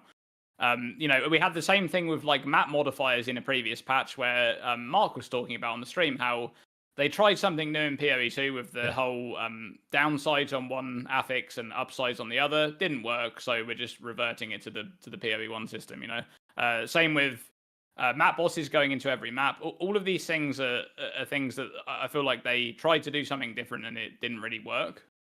Do you guys appreciate that? I appreciate that. Well, I don't have a problem with it at all because, as I said, I'm having more fun with it. Right. But I still firmly believe that I would definitely prefer PoE 2 to be a different game because I'm still of the opinion that they made this game, right? They made this separate game. It was always their intention to add it to PoE 1, and they deliberately did not do that because the game was going to be very different, and it definitely started off very different. Yes. But now it's just going. Now it feels like in years to come. I don't know when it will be, but in years to come, we are going to really feel like we're playing very similar games. I mean, I don't know. I still think there's enough things that are separate, like that are big time different. Like right now, the whole decision to not balance around extreme player movement speed in Path of Exile 2 opens up a whole bunch of design decisions they can do that they can't do in 1. And honestly, I think somebody just brought it up in chat. I was going to say it, but thank you, Andrew Fan. This was their only opportunity to try really crazy new stuff. Could you imagine them taking away Quicksilvers and not having and then needing to add sprint into the game and stuff like that, or just all these radical things? They couldn't do that in PoE 1. So it was their only chance, and they can still try crazy stuff, but I do see the game moving more and more in that direction, as opposed to the very heavy, action-oriented, slow combat that honestly I experienced when I first played the game. I was looking at my old footage from when I first played PoE 2 back in March of last year, just a year and a half ago. Oh my God, guys. I got 1 support gem through the entirety of Act 1. Okay? 1 support. I spent an hour and a half on Draven, right? Oh my, what a different game, guys. I remember it. I remember my first playthrough. It was rough, right? So even 0.1, looking back at 0.1, the game felt very different. I started a warrior in 0.1, and it felt the game was brutal, honestly. Mm-hmm. But there is that learning curve. Obviously, you didn't know much about the game, you were getting crushed by the content, and then even if they don't make changes to the game, you are going to get much better at it. Yeah. So. Yep. Agreed.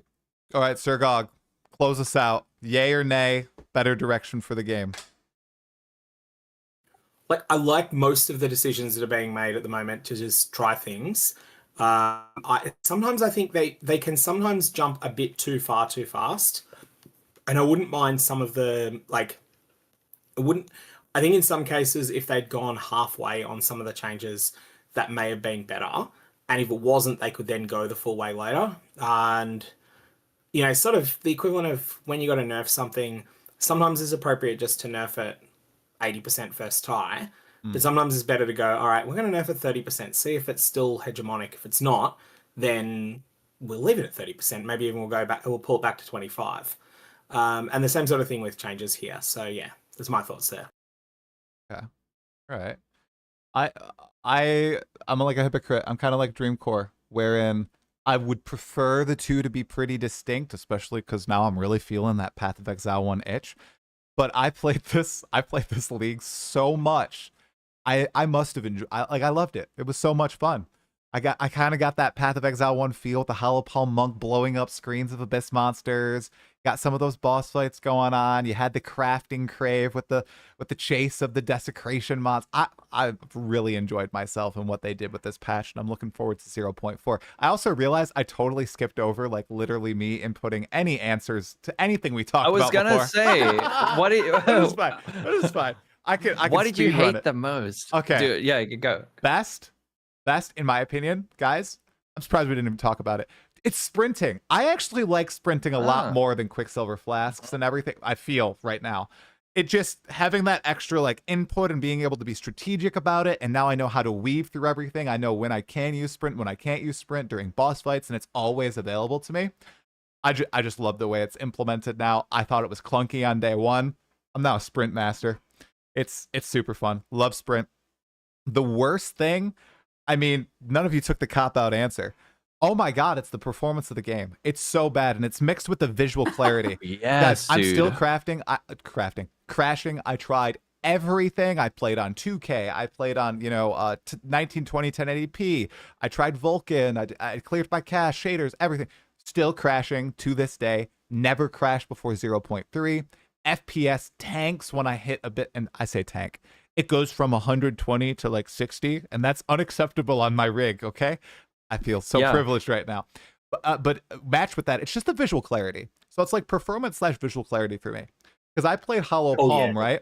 And a lot of my deaths, I feel like they learned in 0.1 to make on-death effects and rare monster affixes that are on-death or ground effects very prominent. That's not the case in 0.3. I've basically died to on-death effects pretty much. I'm not getting one shot. I'm dying to something that I didn't see because it was layered on top of like another visual effect, or it was just buried under an explosion. So with the introduction of Abyss, visual clarity has gone completely into the gutter, even for your non-juice player. I'm Elk and Go, or Elk, Exalt, and Go. Okay? I'm not like, I don't know if you guys have seen Snoobay85. He released a clip of him clearing this map, this Giga Juice map, and it gets like 2 FPS, right? And you can't see anything going on. I don't do that, and I'm still getting like visual clarity issues. That probably means that regular players are as well, and that sucks. I think they need to solve that. What happened to we are going to not have 100 arrows shooting out from your bow in Path of Exile 1? We're going to have 10 arrows with the power of 100. What happened to that? I still think that needs to be shifted. That's my rant. That's the worst part of the game right now, in my opinion. If you want to see an extreme example of this, Cyane's Temper, I think, is the name of the lineage support gem that gives you +8 projectiles intermittently. Like it's just a better version of Wild Shards. That's crazy.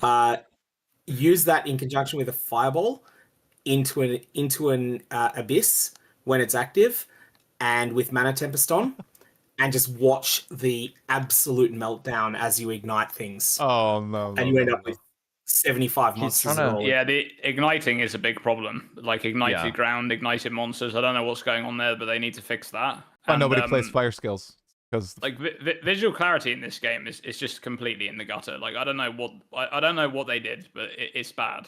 Like I think it's actually terrible. Want to hear my hot take? Worse than PoE 1. And also desecrated ground. Oh, it is worse than PoE 1, and we're in early access. Like yes. we still have the years and years of things to come into the game, and like it's just bad. Like it is actually really bad. Visual clarity is. I'm so disappointed in that because I still hold on, even though there were blown up packs. I still think there can be a little bit of meaningful combat with some of these rare monsters that had these cool abilities, like the Abyss rares. I think that you could have some meaningful combat, but you can't see anything on the ground. Also, Ground Gear Games, the ground degens on map modifiers. I don't know. This chilled ground thing, guys. The worst for melee. I know they reduced it by 66%, but I know there's solutions, but 62% was the number they actually implemented. 62. You know, it was bugged for the first week, and they didn't actually change it. Oh my god, I thought it was crazy. I was like, whoa, none of these maps have changed. They all still have tons of stuff. It was bugged. Oh, okay, all right. It was bugged. So I was just wondering. I was like, no, it's better now. It is better now. Lolcohol. I'll just quickly say something about chilled ground. The reason why it feels so bad, and it's also the same with temporal chains in PoE 2, is because we don't have those like movement skills, like blink skills in PoE 2, and that is like the big offset in PoE 1. Like in PoE 1, like your movement speed is slowed by the chill ground and by temporal chains and things, but you just traverse this distance like instantly, and you notice it way less. In PoE 2, you really do notice it because it's because you can escape it. You can escape exactly. You can escape it. Yeah. So that is why it has felt so unfun in PoE 2. Like, and temporal change is the same thing. Are the numbers higher in 2 than 1 as well? It's like 40%. I believe they are. Yeah. That's crazy. Higher. I don't know about that. Yep. As Hollow Palm just going like. Yeah. I think they're higher on both actually. Chill ground I think is 15% base, and I think it's 10 in PoE 1. What? Actually, no. Chill ground has 3. Chill ground has 3 tiers in PoE 1, right? 3 different map tiers. That's just the percentage of. That's just the coverage. Mm. Also, you're immune to it as soon as you got like. You probably are considering purity of elements when your gear sucks, and then when your gear no longer sucks, you're probably immune to it. Yeah. Yeah, and also you're just like you're just blinking over it, right? You have 2 movement speeds in Puri 1, the 2 movement skills in Puri 1. You basically just don't even feel a chill ground mod. Nah, man, I'm not blinking. I'm leap slamming. You know, I don't ever leap play slamming, those shield blink charge, characters. like shield charge, frost blink, whatever it is. Flame dash. Yep. Yeah. Yeah. Okay. And those numbers feel like a lie. The temp change where it's like 20%, and you're like, oh, it's like this isn't 20%. This is like 50. Why are you lying to me? 30 even in white maps.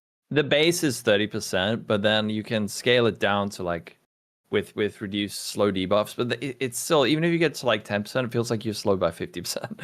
Yeah. Yeah, I just looked on Puri 1. The chilled ground is based on map tier, so it's 10% in white maps, 20% in yellow, 30% in reds. In Puri 1. But by the time you're in reds, you probably have. Yeah, you just don't care about it, and also I mean, yes, like in some situations you can feel it, but most of the time you don't. That's definitely what's causing the sort of pain point in Puri 2 is that you always feel it. Yes. It's not just that it's.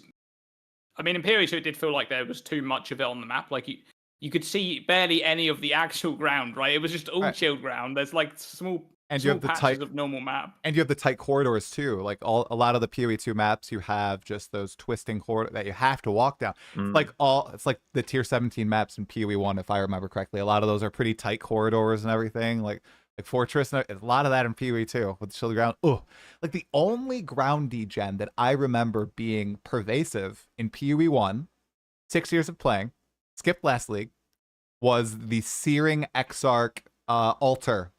Burning ground. That's the only one that I was like, oh god, I gotta watch out for that, right?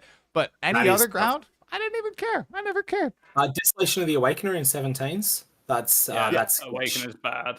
Also, like the ground degens in like so the tiny. Maven fight, but even and the Shaper fight has always felt like pretty impactful. I think you want to know where they are and where to stack them and stuff. 100%. Oh, I meant in maps. You're right. You're right. Oh yeah. You're totally right though. That's such. You notice those things a lot more in hardcore. Like shock ground is the thing as a softcore player. You're just like, man, whatever. Like, who cares? Hardcore, that's like, oh, okay, I need to solve for this. Or shock ground is I don't know. In Path of Exile 1, but you just don't really care because 6 portals. Exactly. Whereas if you're hardcore, you're like, this is actually a problem. So, all right. Excellent discussion to round out our Path of Exile 2 talk, guys. Let's hop into. What is it called? Keepers of the Flame, the 3.27 expansion. GGG is, I mean, they're banging out the teasers, and they're hitting hard, okay? That opening one with probably Zesht and these last 2, they've been hyping people up. Obviously, we have asynchronous trade, anything but confirmed, right? For Path of Exile 1, which is very exciting. I am interested, you guys. We have a few topics on here, but you guys are all the Path of Exile 1 players. You know, I'm gonna be a newbie. The Path of Exile 1, this upcoming. You've been playing PoE 1. Come on, dude. Like you missed one league. You still know a lot about the game. Yeah, but I'm like, not to like a tourist now. You know, like I've missed a league. You know, so now I'm coming back in. I mean, that's what I'm gonna get a lot of crap. Okay, because I skipped last league, okay? And I was like, man, I don't know if I'll ever play PoE 1 again. And Dreamcore was like, I bet you'll play again. And I'm getting that desire, dude. I'm thinking about it. I'm like, oh man, I'm excited to play. This looks so good. So I'm curious. To be fair, missing a league is a big deal. It is. The last time I missed a league, and this one will date me, like those of you that are Australian will recognize this name, but those of you that aren't might need to look it up. The last time that I missed a league in Path of Exile 1, the Prime Minister of my country was Julia Gillard. Nope. Okay. If you have a look to see that she was out in 2013. Yeah, I was going to say. Wow. 2013. Yeah. See, I was 31 the last time I missed a league. Oh my gosh. That's crazy. See, it is a big deal, dude. Like, I never thought I would do that. I don't know. I think it was like a mix of like Burnout and PoE 2 and everything. And I was just like, I'm not feeling it. I bet if I would have pushed maybe one more act, Chris would have got me. Not Chris. Mark. A Mark lot of people skipped 3.26. You look at the player numbers. There was a big chunk of players that didn't come back for 3.26 compared to 3.25. I think that if they continuously do these 4-month releases, they will start getting some of those players back. Yeah.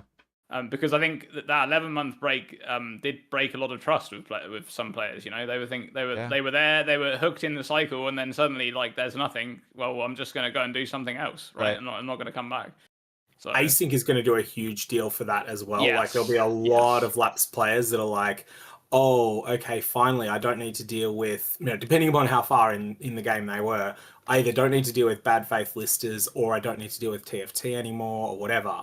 Leave aside, you probably do still want to use TFT for a whole bunch of reasons because there's going to be a lot of scams when it comes to the asynchronous trading, but it's still going to be the case that people are going to feel that's not needed now. I think it's going to take a bit of time, and then PoE 1 might have a big resurgence because it's like, I don't know if you've seen those TV shows where it's like The Wire or Parks and Rec or something where someone's like, man, I've tried to watch it like twice. I just can't get past like the second episode. And then one day they try it for like a third time and they're like, this is the greatest show of all time. It is just like the best. And it finally clicks with them. And I've noticed that with a lot of PoE 1 players where and I think it even happened to me like way back in the day where I tried it and I was like, yeah, it's pretty cool, but like I didn't really keep playing. And then you come back and you try again. It's like a little bit better. And then I don't know, one day it just all locks in and you're just like, oh no, this is my life now. And I think that's probably going to happen. Maybe people will skip, like they'll play a little bit 3.27, a little bit 3.28, and then 3.29. There's going to be like 100,000 people who are just like dangerously addicted to PoE 1. So that's what I'm hoping. The whole things that take a while to click immediately made me reach for the Cradle book series, which is a bit... Is that like one of those where it's you try read the first chapter, kind of don't get it? Book one just has the main character not around very interesting other characters for most of it, and then like the main character is just a mirror. If he's around more interesting people than himself, he becomes really interesting, and he's not in the first three quarters of the first book, and then they introduce Yara and she's much more interesting, and then in the second book they introduce Ethan and everything gets going, and it's third book. Oh my god, what is this? That's what PoE 1 is. It's that. It's like the sardines of the ARP genre. It's like you don't really like it, but you tried enough. It got me on the first try. I played for like 12 hours straight. Yeah. It was the only game. So I'm Dota 2, DDO, Guild Wars 2. I've told the story on the pod before. I log on 9 p.m., start a witch. I look at my clock. It's 6 a.m. and I'm like, oh my god, what the heck just happened? This is crazy. I only got to I think Act 3 or something, and I looked over. Freaking hooked me. That has not happened any other game since. Okay, no other game. And that was without, no content. I was just playing. It was fun. I think for 3.27, they're actually this is very deliberate that they're going for a league that is trying to get those players back. So like a bit of kind of meta gaming maybe, but they're doing so it is actually all but confirmed at this point that this is a Breach rework, not a new Breach themed league, because in the most recent teaser, the Atlas tree was shown off and all of the Breach wheels are gone, right? So all of the Breach clusters on the Atlas tree are gone, which would suggest that this is going to be like Breach renewed. And obviously when they add a new league mechanic to the game and it's not core yet, they don't actually put stuff on the Atlas tree. They stopped doing that. They did it for a little while. Then they decided that wasn't very good. Yeah, they did it in Necropolis and exactly. So that was really bad. God. So I think what they're doing here is they're trying to they're taking the opportunity to, and I think this is actually a great idea for PoE 1 because there's so many mechanics. It's a really good idea to kind of go back and review older mechanics that have not dated too well. I mean, like the Breach Lord fights are just bad. I'm sorry, they're really outdated at this point. Breach in map is actually okay. It's been okay for a while. Like people like it for juicing and things like that. But I think the idea of them going back on a sort of fan favorite league of Breach, like people like Breach, it's very symbolic with the game. and kind of renewing it, like revitalizing it and modernizing it, is actually a really great idea. And I think that it will net some older players that didn't come back for 3.26.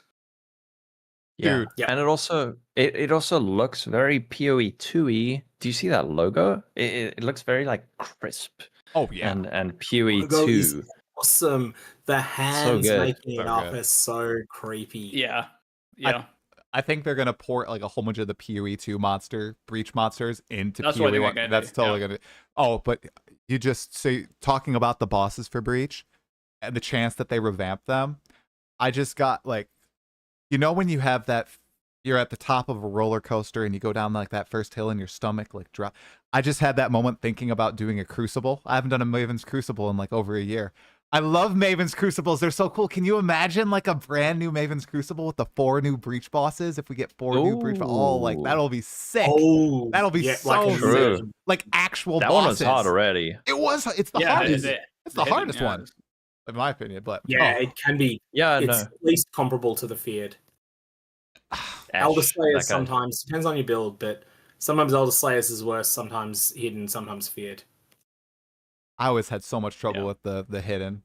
Ash always got Ash, the snowball guy, right? Yeah. Yeah. Oh, Tull is God. the snowballs. Oh, Tull is the snow. God. Oh, Oh, Ash it's is a Tull, one with sorry. cold damage. Topple Ash is Nova. lightning. Oh, the Nova. Yeah. Yeah. But the thing with Ash is the thing that makes Ash so rude is that Ash has the flicker strike ability that is like this really hard to dodge through skill. Yes. I always So- doubted that one. You have Tull providing area control with the Snowball Swarm. You have Zoff providing debuff to player projectiles by just putting something in the way of them. Ulnatol doing that. You have Zoff not doing very much of anything. Yeah. And then you've got Esh providing really dangerous DPS that is hard to dodge through just... It's hard to outskill. You have to have high enough stats to deal with it. Mm-hmm. Yeah, that's one where I pay for 6 portals. I'm using 6 portals pretty much every time, no matter my character. Okay, so for 3.27, to kind of zone in on a few certain topics here, man, we already got some big confirmations for changes coming to the game, quality of life changes, like with async trade, passive skill reset, all that stuff. What do each of you think would be the most substantial change to come with 3.27? Path of Exile 1. You guys have any ideas that stand out? I could go first. Maybe? You give it go. Yeah, I'll give it a go. I'm gonna steal. Who am I stealing? I'm gonna steal Sirgog's. They could rework the assassin, so the assassin isn't crap. I've watched enough Sirgog videos. I know. It's been in the gutter for a long time. I've never played an assassin. I've played almost all the ascendancies. Never an assassin. It's just never really appealed. So maybe they'll finally take the opportunity to go ahead and do some actual ascendancy changes. Because I think, Dream, your video mentioned they're going to focus a lot on character balance as opposed to content, which is also what makes me feel like, okay, they're going to port a lot of PoE 2 stuff to PoE 1, maybe have some hype new Breach mechanics interplaying, but not focusing a lot on the actual, new boss fights, new content pieces, right? I think if they touched up, 2 to 4 ascendancies, kind of like they were on that train for a while before PoE 2 came out, I think that'd be pretty dang awesome. Everybody's usually pretty hyped up about that. You try the new ascendancy classes. Some of them fail. Some of them become super busted, either immediately or a little bit into the league. I remember, was it Chieftain that was slept on when it was reworked, and then it ended up being ridiculously strong a little bit into the league? I might be wrong about that, but yeah. Nobody knew about the Chieftain looked good. Yeah, people didn't know about the area of effect on Hinakura. That's what it was, and that we just looked at looked at that node and was like, well, that's just one explosion for big damage, but it's going to be terrible. Yeah. And then the explosion had larger base area effect compared to normal explosion. So yeah, there is an element of that, but there's also the fact that you can propagate it way better than people think of, because I think a lot of people don't understand ignite mechanics in PoE 1. And they think that Beric's Respite does the same thing with different numbers as the Exarch Implicit, and they don't realize just how well those two work together. Right. Yeah, exactly. Yeah. The number of people, the number of people using Beric's Respite. I mean, I guess you also get the pseudo prolifon and Abrath's Hooves, but no one uses that. It's worse than Beric's Respite.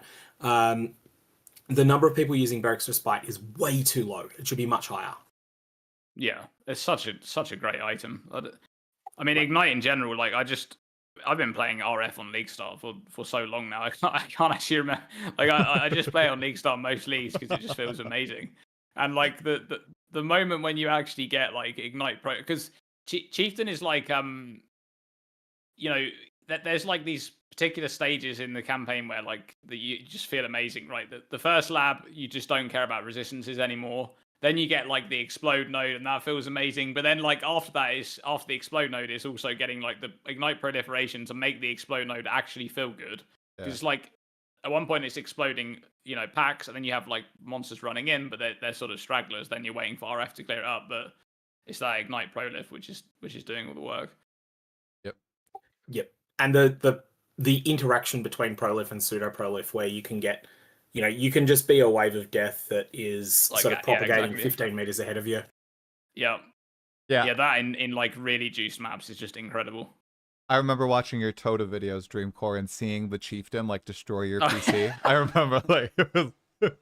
I vividly remember it was crazy, like just seeing the Hinocorus explosions going wild, and like City Square, I think was the big farm of that league. Everybody was playing City Square, so yeah. Okay, what do you guys think?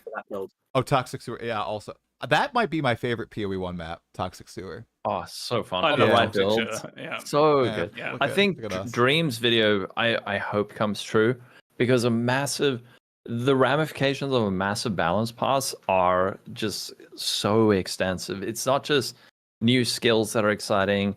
It also means different ascendancies are appealing. It means that different uniques are appealing. Different crafts are going to be profitable or interesting. We might be doing new crafts that we haven't done. Like influence modifiers are now relevant. Other content might be more relevant because the meta revolves. Like these are builds that excel at XYZ. So the chain reaction of obliterating the meta and completely changing it is so exciting, because it affects every single aspect of the game. And the other thing that's really fun about it is just the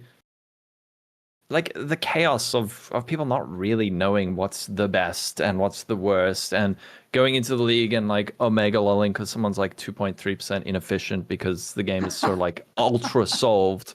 Like, we might actually have a PoE league start without drama. Can you imagine? I mean, it's not going to happen. No, that's dead. But maybe people will be like, oh, I can't believe this guy's going. I don't know. It's always stupid, but you know what I mean. Warden? That's what I'm hoping for. Warden sucks. Yeah.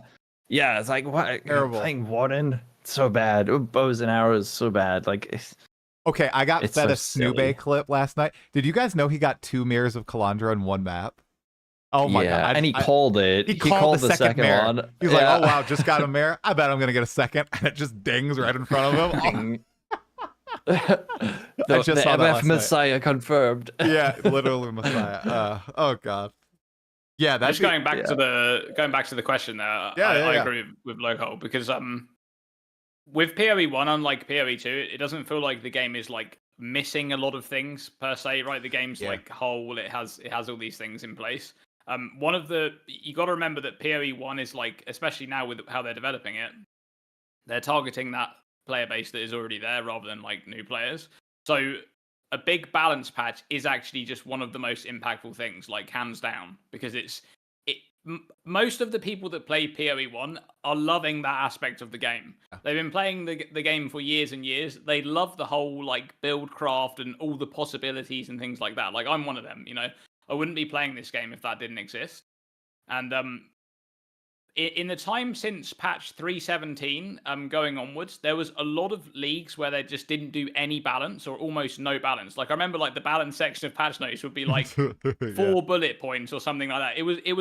It was painful. Like going into a league knowing what is already going to be good is actually really not a great feeling at the beginning of a PoE1 league.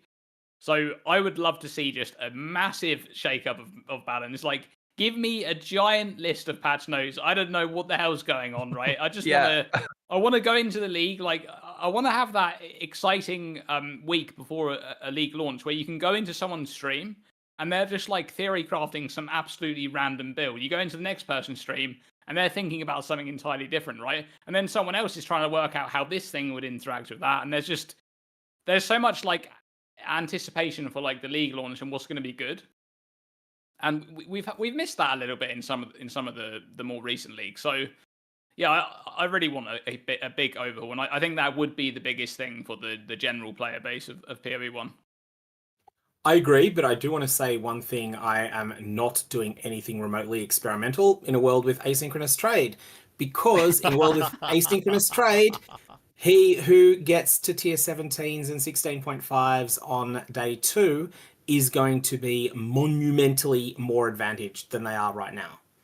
And as a result, yes, sure, I know how to catch up in an economy, but it's easier not to need to, and I'm going to go with something that feels tried and tested. I don't necessarily need to be doing tier 17 bosses. Maybe it'll be 16.5s, but I want to be doing something that feels very, very, very safe early on. And I want to have an Atlas plan that feels safe, and I want to be very careful, not trying to overshoot and go for things that I think are now absolute top elite players only. For example, ROG. I have lost the ability to do ROG because I can't get to Eternal Lab in 5 hours. And therefore, I'm going to be behind. By the time that I can get to ROG, the market's going to be flooded.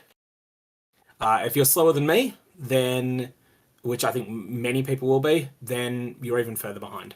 So don't even consider ROG. What is this crap? I have Halloween. I'm taking my kids trick-or-treating. I'm going to be so slow. If I could start immediately, I'd be right up there with you, Sirgog. 100%.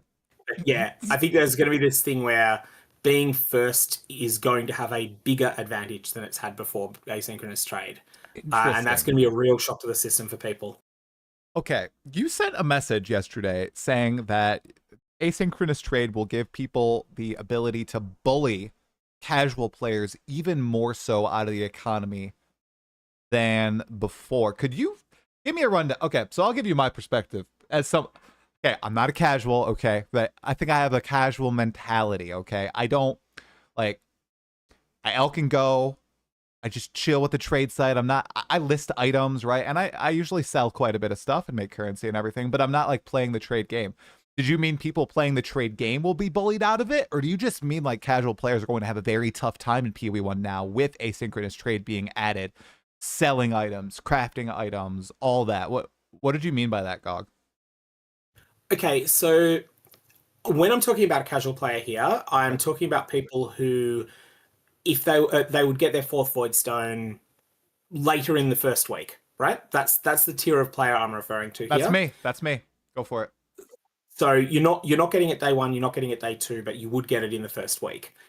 These players currently sell items. They sell rare items because the best couple of % of rare items do, they will ID a few things that are lucky drops. They'll ID more things than a truly casual player would.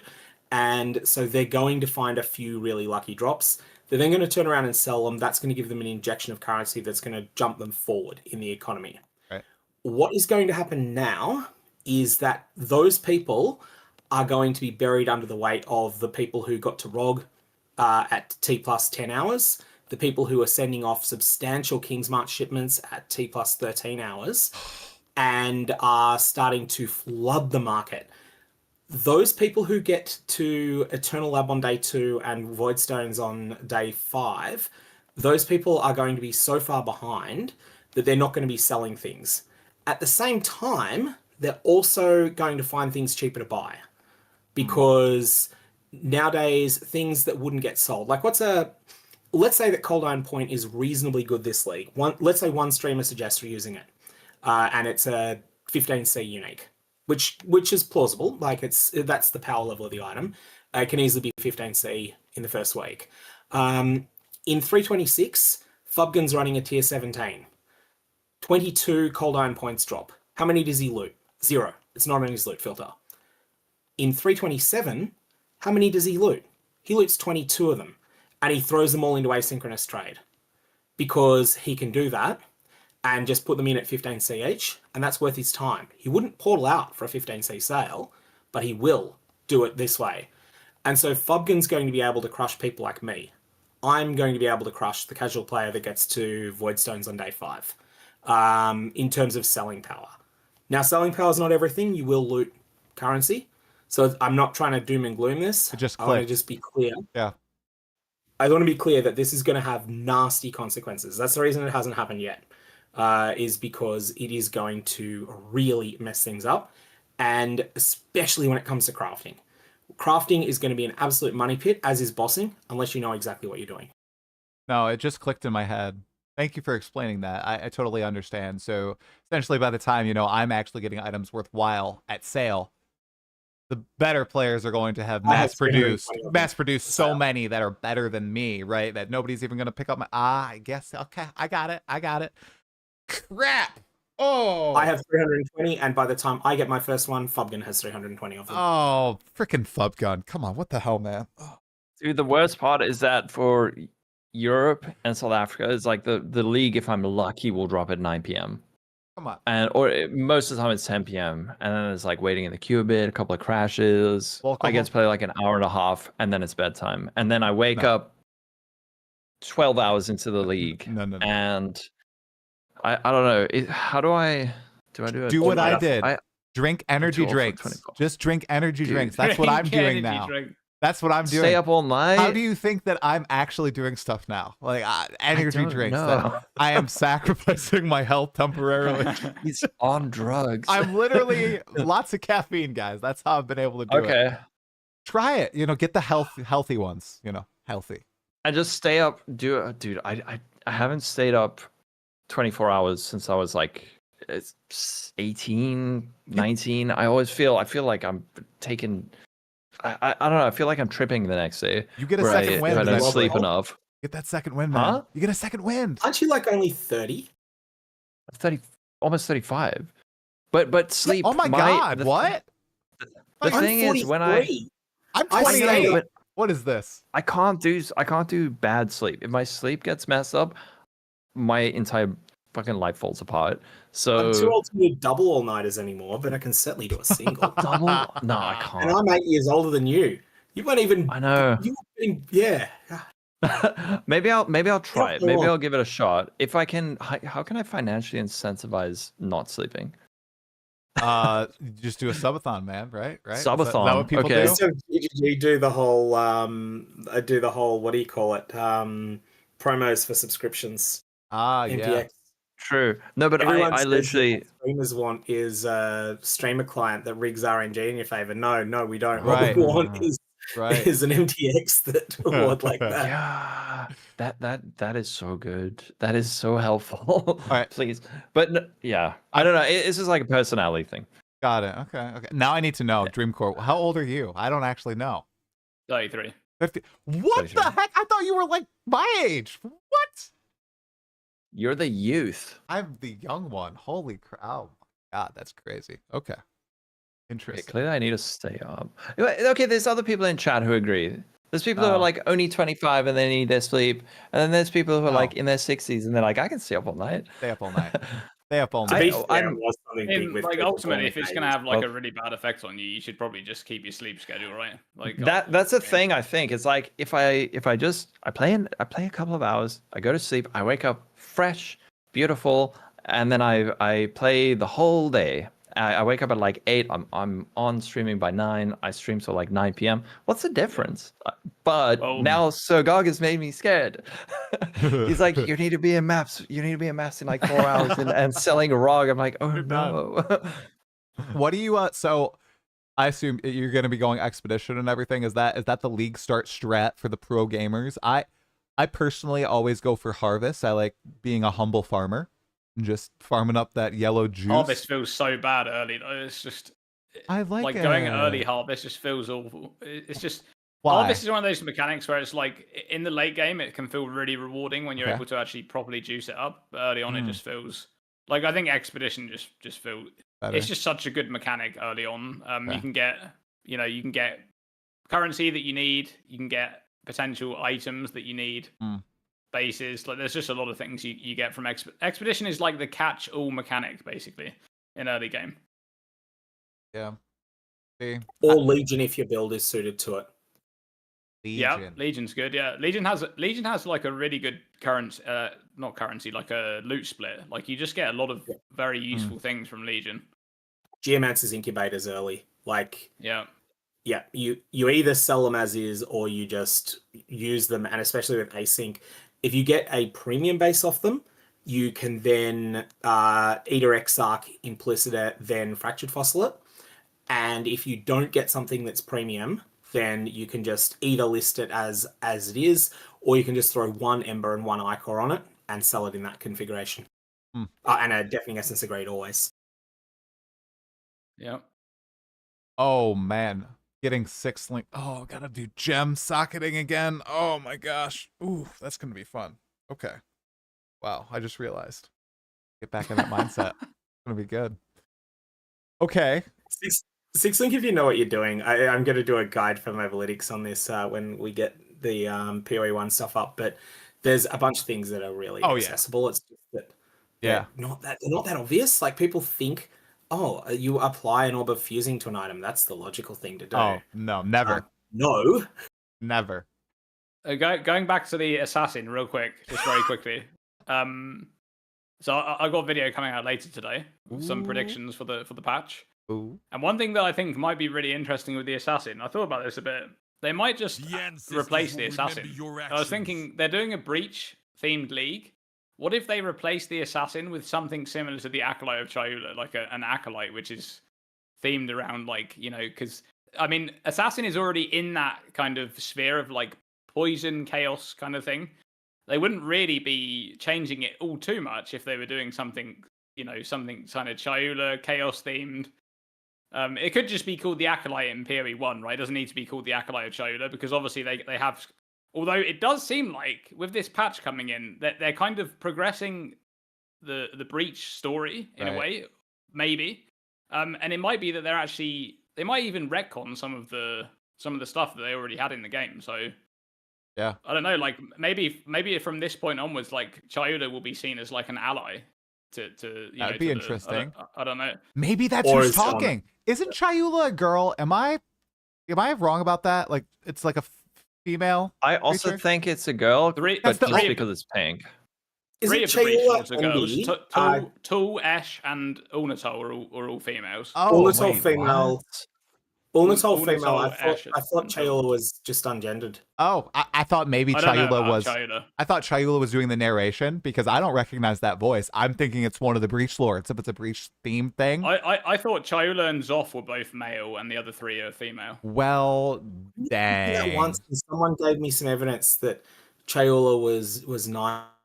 It could be, yeah. Yeah, it could be. All right, Dreamcore lore video tomorrow. Today you have your predictions. Tomorrow it's the Here are the genders of each Breach Lord. 10-minute video. Oh my god. Okay. That man, Dream, isn't that the? What if it's so cool in PoE1 because it's kind of not great in PoE2, but they do that and it's like actually pretty sick in PoE1. Well, they added this law right in PoE2 that we didn't know about Chayula like helping the races back long time before PoE1. So that kind of changes things a little bit. Yeah. So I don't know really whether they're going to like retcon some of the stuff that happened in PoE1 or whether they're going to build on it. I'm not really sure. Well, the patch is called Keepers of the Flame as well, and I think the Cult of the Purple Flame in PoE2 were the Val who worshipped Chayula. So I wonder if the Keepers of the Flame are like the descendants of that cult. It's like the modern day versions. It's like the Templars. It's another faction that's going to be added. It'll be really interesting to see. I hope it's a little bit of a fresh story. I also don't know what happened with Zana in Secrets of the Atlas. So I'm like going in blind. I'm pretty hyped about that. It's going to be good. It's going to be really fun. What? She dies? Huh? She dies. No way she dies. I wasn't paying attention. You're gonna have to play to find out now. No. It was singing the song Stacey's Mum, but changed to Zana. Don't spoil it for me. Mark said it was a multi-league setup. Yeah, well, so part 2 is the funeral, and then we'll have the wake. I don't know. Yeah. Okay. You just have to get it. And the lore, okay, look, like I'm not a big lore guy, but it seemed cool. Oh, it did? Oh, it hyped. seemed like if you're a lore person, you'll dig it. Okay. Yeah, Cool. the time that you kill a third incarnation, there is a cool story scene. Ooh, okay. Yeah. See, boss fights blind too. I think I watched Ben kill one of them for the race event, and then I was like, I don't want to see anything else. I'm going in blind, so that'll be fun. These are easy. They're easy. You might be surprised. I wouldn't be surprised if they buff them this patch because a lot of people were complaining that they were too easy. So you might have a different experience to everybody else that played them in 3.2.6. Are they supposed to be equivalent? Who they're targeted at? Oh, sorry. Go ahead. I was gonna say I don't know who they're targeted at. Like they're probably about comparable in difficulty to the level 83 Elder fight at the moment. I feel all three of them. Except one of them is a lot more complex than the level 83 Elder fight. But none of them are harder than that, and they're not very mechanically well. The mechanics they're very challenging. Interesting. And they're very forgiving numerically. Interesting. The way that like the Shaper is easy mechanically, but very unforgiving numerically when you get there. This is quite different. You can make mistakes. Interesting approach and design. Okay, well I hope they're buffed up. I want to be punished by these guys a little bit. Well, surely we'll have the Uber versions this patch. Yeah. You think so? They may just make the Uber versions hard. Okay. Okay, speaking on things that might change with the existing game. All right, Breach. If it's Breach 2.0, what are they going to do? Like, how are they going to actually change? Are they going to fundamentally change the way Breach works with the hands opening and closing? Are they going to add another layer to it? Is this just going to be touching Breach stones? And because those are kind of boring. What do you guys think? So I think it is going to be like Breach renewed. I think that they're going to keep the mechanic the same because it's a good mechanic. And they don't want to remove that mechanic from the game because, as I said before, the actual mapping mechanic of Breach, even though like the league is old, the in-map mechanic is good. It's just that the Breach stones have become very outdated, especially the boss fights were just really not great anymore. So I think they're going to have the exact same mechanic. I think we're going to see the same Breach hand mechanic where the circle's going outwards, spawning more and more monsters. But the monsters in the Breaches are now going to be like unique to Breaches rather than being like reskinned, different monsters like they had before. I think they're going to use the PoE2 assets for that. And then I'm not convinced that they're going to do. They might do new Breach Lord fights. But they might also just, as I was saying, like with the lore, they might like retcon things, and we might actually just have Zesht, right? That might be like the kind of pinnacle encounter that they're going for there. I'm not sure if they did. I mean, they have said so something that I believe that when they added Breach to PoE2, like they're not too happy with it, right? And there's a few other mechanics that they're not too happy with either. So perhaps they want to add the Breach Lords to PoE2 at some point, like, and have the story play out that, like, before they became Zesht. Yeah. Which would mean that they would have, like, a reason to create those models for both games then. Mm-hmm. So that would be, because I get the impression now we're at the phase where we have these, like, 4-month cycle. They kind of want to make assets that they can potentially use in both games, because they want to be really efficient with what they're making, right? And that we're already seeing them doing that with a lot of things. With the incarnation bosses, they did that, right? We had Kulamak is reused asset from the incarnation of Dread. We've also had the incarnation of Neglect, which is a boss that's reused from the cleansed maps. That's the rare boss that spawns that guarantees a fractured orb. I think the incarnation of Fear we haven't seen in PoE2 yet, but my guess is that's an Act 5 or 6 boss. Isn't that Zarok? That we just haven't seen. Is that Zarok? I thought I saw Zarok as one of the incarnations. Am I wrong about that? Like the Final Floor Sanctum or Sekima model guy? No? Maybe I'm wrong. Zarok. Zarok. Sorry, Zarok. Yeah. Oops. Maybe I'm wrong. He does look, actually, now you're saying it, he does look very similar. I don't think that's the same model. Oh, it's not, I know for a fact that that's the one I saw. The cleansed. I know for a fact that when you cleanse an area on the Atlas. Yep. Right. There can be a rare boss spawn that guarantees a fracturing orb. Yeah. Yep. That guy is the exact same model as the incarnation of Neglect. Okay. Just slightly recolored. Right. Which is the same as the incarnation of Dread, right? It's purple in PoE1, it's green in PoE2 for Kulamak. There you go. So I think the idea of them reusing assets between the game is very smart. Oh, and yeah. what I'm getting at there is that if they're going to do the Breach laws in PoE 1, it's probably because they want to update Breach in PoE 2 and also like do something there. So Well, they actually said, I think it was in one of the talks with Ziggy, that they have all the Breach lore, like, because they want to have multiple bosses between really? Initial and Zesht in PoE 2. They have the models, they just haven't implemented the fights. So maybe. Well, that to me would suggest that we are going to get new Breach lore fights. There you go. In PoE So 1, because that this would be when else would it be added? Right, it would be this league where they're reinventing Breach. So yeah. Ooh. Awesome. Oh, I'm excited. I'm excited too. Yeah, I'm me hyped too. to log in. Yeah, I can't wait. I'm feeling it. Next Thursday is going to be so good. Yeah. I had one question for you guys too. I know in 3.27 they removed memory maps, right, from the game. And I'm sorry, not memory maps. The memory mechanic from the game, right? So like maps being overrun by certain mechanics like breach total maps. I think those only exist with Hirak now. Like you can get them as maps. I wonder if they'll do something like that, you know, like maybe breach specific whole domain, like maps, you know, where it's like overrun with breach monsters or it's overrun with lots of breach hand stuff like that. I think that'd be kind of cool. I really like that in PoE 2 with the Abyss overrun maps. I think those are some of the most fun encounters in the game, especially if you juice them up with desecrated map modifiers too. Like those are cool. Maybe they'll do something like that, like a little 100%. Bit of expansion, like Scourge maps from the past, blast of the past, guys. Scourge, yeah. I wonder if you could also conceivably do that in one with a mythic rarity Scarab. So a Scarab that's the same rarity as Horn Scarab of most of the Horn Scarabs are mythic. Yeah, like Horn Scarab of Glittering is a classic example of a mythic rare Scarab. You have something that's that rarity, you could conceivably have it make the area overrun by breach monsters. Right. It's no more crazy than Horn Scarab of Pandemonium is. Okay. All right, you guys. We all believe that the patch is going to have a huge shakeup in terms of balance, or that's what we're hoping at least. What build archetype are you guys excited to play? And Dream, you can't say Righteous Fire because, come on, what's your second build going to be? What are you guys excited to play in PoE 1 this league? Without patch notes, okay?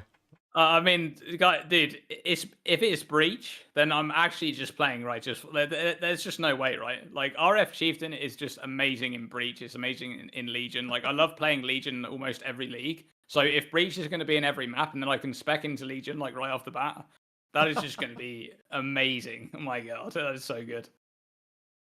Yeah. Oh yeah, Breach will be in every map if it's the league mechanic. Oh, yeah, dude, that'll be. That's true. Oh my god.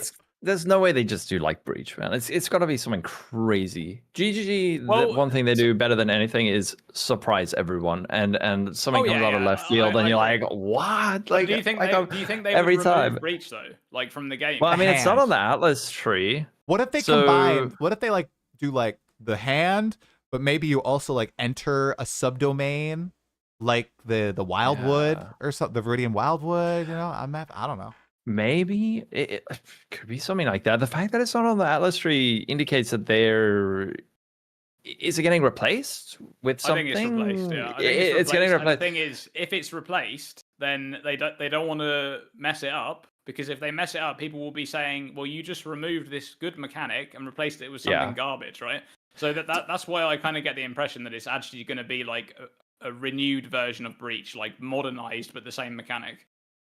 Maybe. I don't know why. I've got a feeling that there is going to be Reddit is going to be on fire this league because they're going to do drastic Isn't it always? It's going to be like Lake of Calandra tier chaos, where it's just like they're going to nerf stuff and they're going to buff stuff, and people are going to have like meltdowns before reading the whole patch notes and not having the full context, and they're going to like make something insanely strong, but no one cares because like they nerfed Righteous Fire by 4.3%. And like Breach is gone, and then there's gonna be mayhem.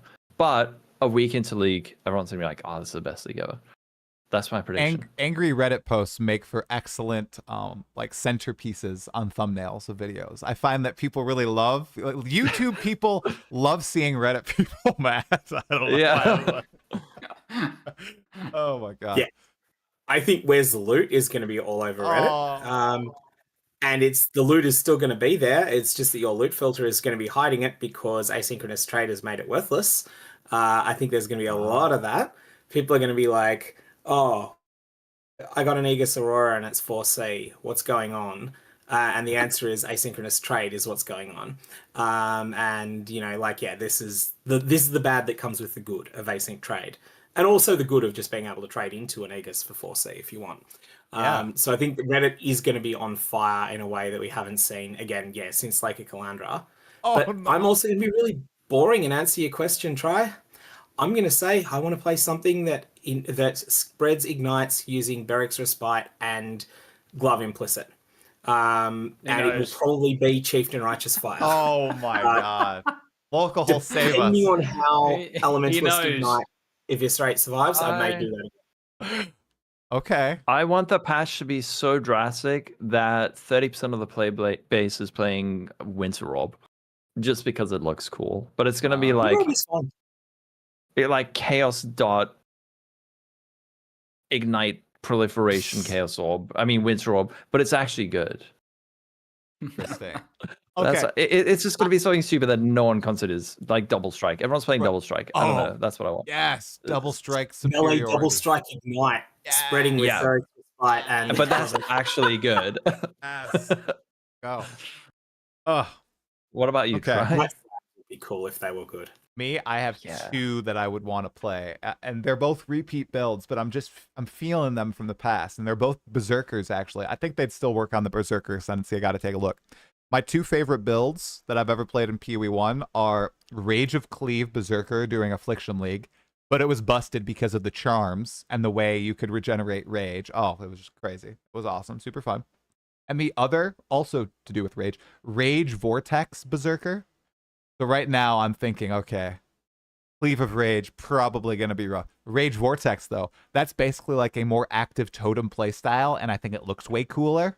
So I think I might try Rage Vortex. I think it was Void Forge. Rage Vortex is what I played, and it was so much fun. It was one of my most powerful builds ever. So, but I might go with one of those two. We'll see how they go. Yeah, fingers crossed. I know. So. One thing I wanted to mention just quickly on speaking of asynchronous trade, I'm probably going to play hardcore trade this league. I usually play SSF in like hardcore SSF in PoE 1, but I just want to mention for asynchronous trade in hardcore, there's this really interesting thing going on, which what happens in hardcore usually is, right, someone plays like however many characters they're going to play for the league. At some point, they die and then they're done with the league. There's just going to be this, and obviously in softcore this is happening as well with listings staying active all the time. But in hardcore especially, the economy is just like so brutal with things like disappearing and not being accessible. It's really going to make such a huge improvement to this. Like someone dies and quits the league and all of their stuff is still listed for trade. That is actually just going to be amazing. There's also this thing that happens in hardcore trade where the mechanics that are not very popular, there's sometimes like only one guy doing it, right? There's actually like the blight guy that farms the oils for the entire server, right? Or like there's Heist Man, right? Heist Man, and he just like farms the heist uniques for everyone. Wow. So the idea that guy could die and quit the league and then suddenly there's no supply. Just having all those things active on the trade site is just incredible. Like that's going to be an amazing improvement. It's going to definitely improve the longevity of hardcore trade.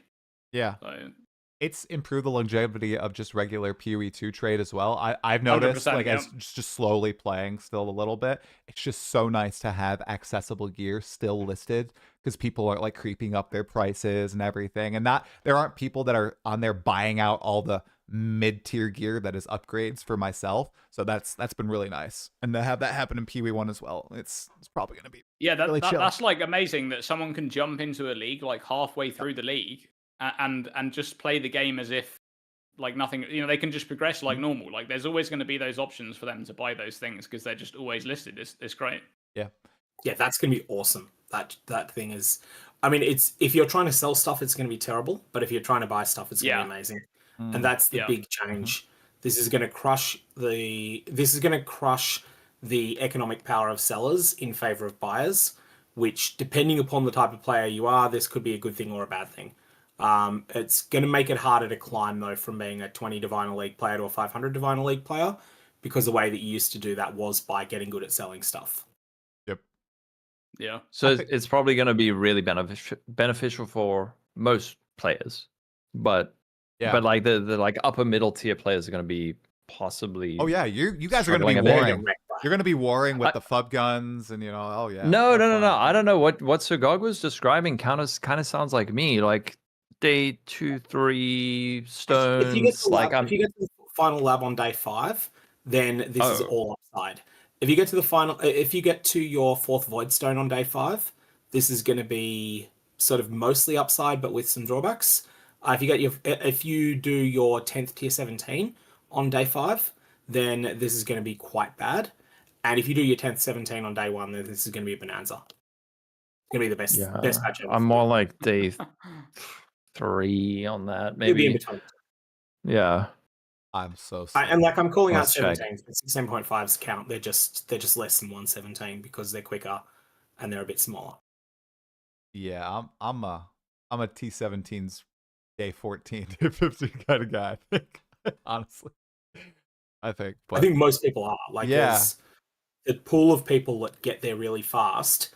It's not a huge section of the player base, but they're disproportionately economically powerful. Buyer's paradise. Sounds exciting. Sounds like I'm going to have a blast starting after trick-or-treating. Okay, you guys, to close out the pod, I think it would be really cool. There's a lot of people, I think, who still have not tried Path of Exile 1, judging from the comments on my videos, that have played PoE 2. Now, to those people, do you guys have any renewed or updated messaging to kind of entice them to give 3.27 a go, as opposed to just skipping out and refusing to play it? Just yes. I'm writing a guide on PoE 2 Players Guide to PoE 1. I know Sirgog's also working on something, but the number one biggest piece of advice is don't think that you need to know everything immediately. Like, don't assume that just because you see something that it is like the most important thing, and don't rather focus on what you are doing instead of what you're not doing, because there's going to be 100 things you aren't doing, and don't let that ruin your experience. Just focus on expedition's cool. I'm going to do expedition and play Righteous Fire and do that. And that is enough. That's plenty. You can have a great experience just doing that. Don't worry about everything else. That's my biggest piece of advice. Great piece of advice. Living proof right here. So yeah. It's true. That is really good. That is really good. Yeah. I think I would say just kind of give it a chance, right? Because it's like you have PoE 2 has a lot of really good onboarding and sort of teaches you some of the systems. Some of them differ slightly in PoE 1, but the basics are there, the core mechanics. There are some things that may irritate you a bit with PoE 1 compared to PoE 2, like, for example, the sockets, links, colors, that sort of thing. But generally speaking, I think if you give the game a shot, you are probably going to enjoy it if you also enjoy PoE 2. Because it's generally, as we said, I mean, PoE 2 is going in the same direction. So I think if you liked 0.3, you're probably gonna enjoy the game. It's a great game, but it can be very overwhelming. Just like Lolcohol said there, just don't let it overwhelm you. Basically, just you don't need to know. Like, even the most experienced players are learning new things every league, loads of new things actually. Right? Like, I'm learning things about the game when I'm playing every league. So there's always more there to learn about, but you don't need to know everything to have a good time, right? You just give it a shot. Very true. Yeah, I would say learn one slice of the game really, really well once you get to endgame. You don't need to, until endgame, double in everything, and until you're when I say endgame, until you feel like you have finished, until you feel like you've graduated past white tier maps, just double in everything. Play around, find things you find are fun, and then pick something that calls to you and specialize in it. Research it and specialize in it. The other little tip I would give to Path of Exile 2 players is that whilst Exalted Orbs are not tremendously valuable in Path of Exile 1, they are staggeringly rare. You're not going to get many of them, so don't expect to use many of them. Just fritter away the ones that you get, and then use them once you have a bit of a sense as to... once you feel like you can replace them. They're as rare as Divine Orbs. They're not as valuable as Divines, but they're as rare as Divines. I echo the same sentiment as all of you guys, just taking the game as it goes. That's the best way to play it. Like, you'll encounter so many different mechanics, but you can you don't have to, like, I think all of you have said, you don't have to learn everything there is about them. You can just enjoy them. Just like in the moment, just like, oh, cool. A little, there's a breach in like what is it? In Act 2 area, there's a legion in Act 1. You're like encountering all these different mechanics very intentionally from the developers at this point, and it's really fun. You can just take the game as an experience. You can worry about learning all the systems in the end game if it really grasps you. Just playing through the acts and having a good time. That's what you should really focus on. I think that's why it really hooked me. I just went in pretty much blind, made my own build, and took it as it came. Didn't compare myself to other players. Had a blast.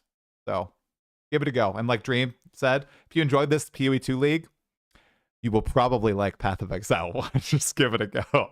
Yeah. Yep. And if you don't, that's fine too. Yeah. Come back to it and try again, and maybe try again, and then there is a moment that where it all clicks. Yeah. And it kind of makes sense. But it is sort of like saying like, bro, you should really watch One Piece, and you're like, what? And then you go look, and it's like there are I don't know, like 2,000 episodes, and you're just like, there's no way, like I can't. They're just like just watch the first episode, okay, and then watch the second episode and the third episode, and maybe you'll like it, maybe you don't, but maybe you love it, and then you're like, amazing, there's 1,000 episodes. Where it's the same with PoE 1, it's like instead of saying like, oh no, there's 36 different things, be like, play one thing, and then be like, oh my goodness, there's 35 other things. Like, this is the best. I can see myself playing this game for like thousands of hours. And that's why people do. Because there are so many things. And they're constantly changing. And it's so exciting.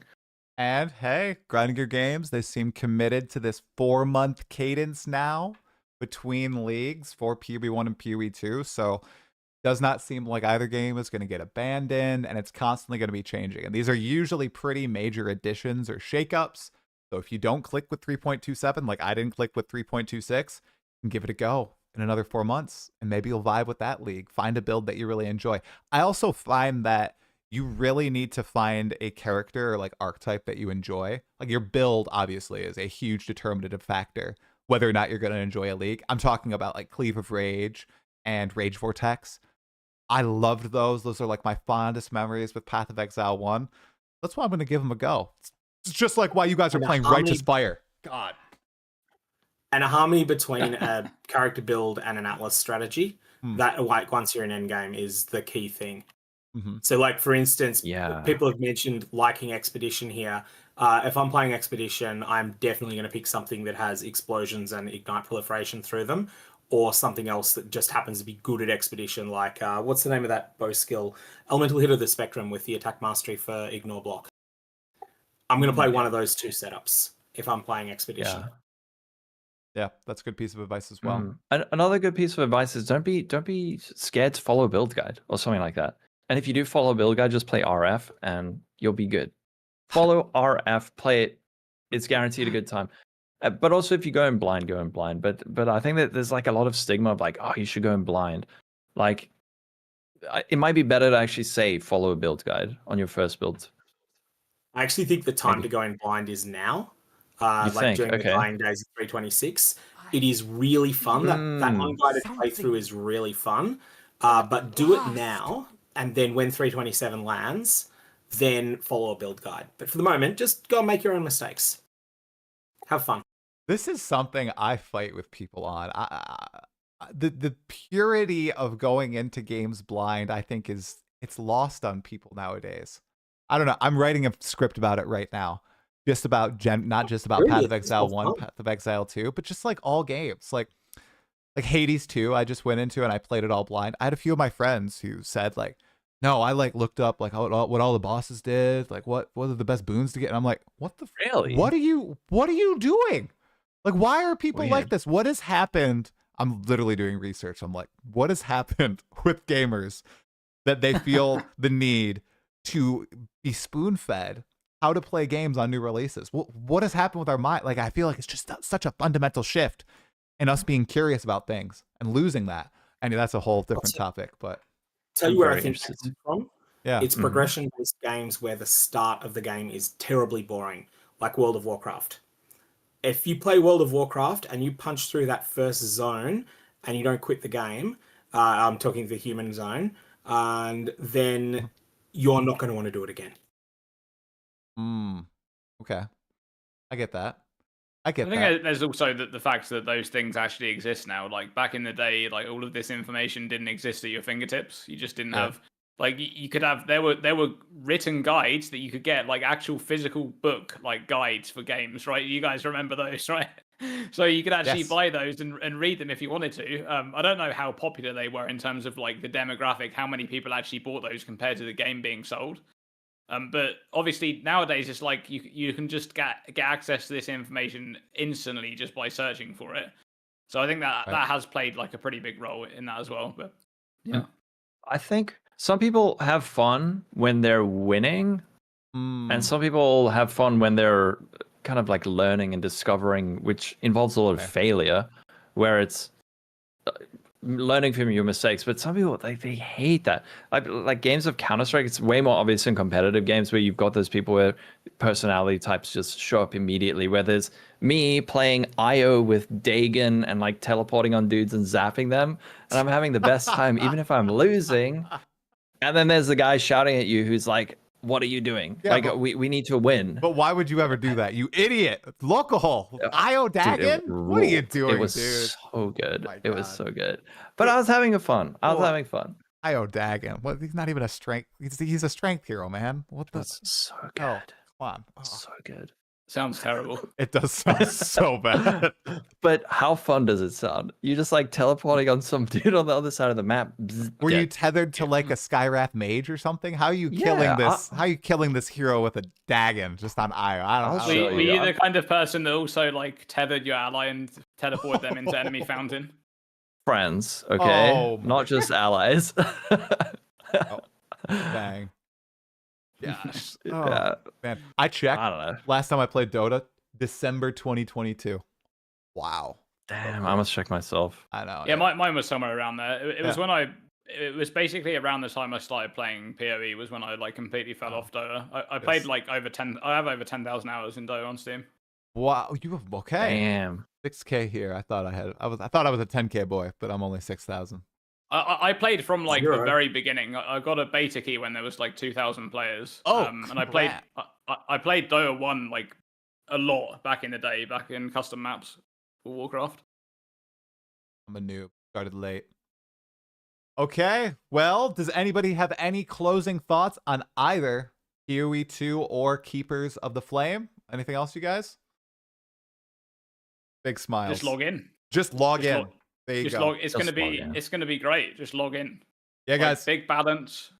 Big balance. Log in. It launches October 31st, which is Halloween here in the United States. The big reveal is next Thursday, the 24th. I hope I got that date right. It's going to be a fun time. Thank you all so much for watching on Twitch and YouTube Live. And if you're in the VOD right now and you made it this far, props to you. You're in the 30% who watched the end of some of these podcasts. Leave a comment below, like the video, go check out all these fellow creators, and make sure to check out their guides on Mobalytics for Path of Exile 2 and Path of Exile 1 starting this league.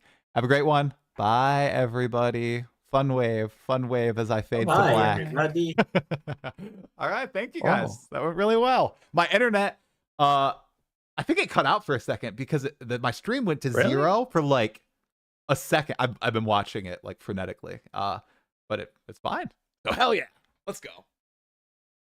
That was good. I'm so excited. I logged into PoE 1 the other day just to get screenshots for a guide, and I was like, oh man, I cannot wait. It's gonna be so good.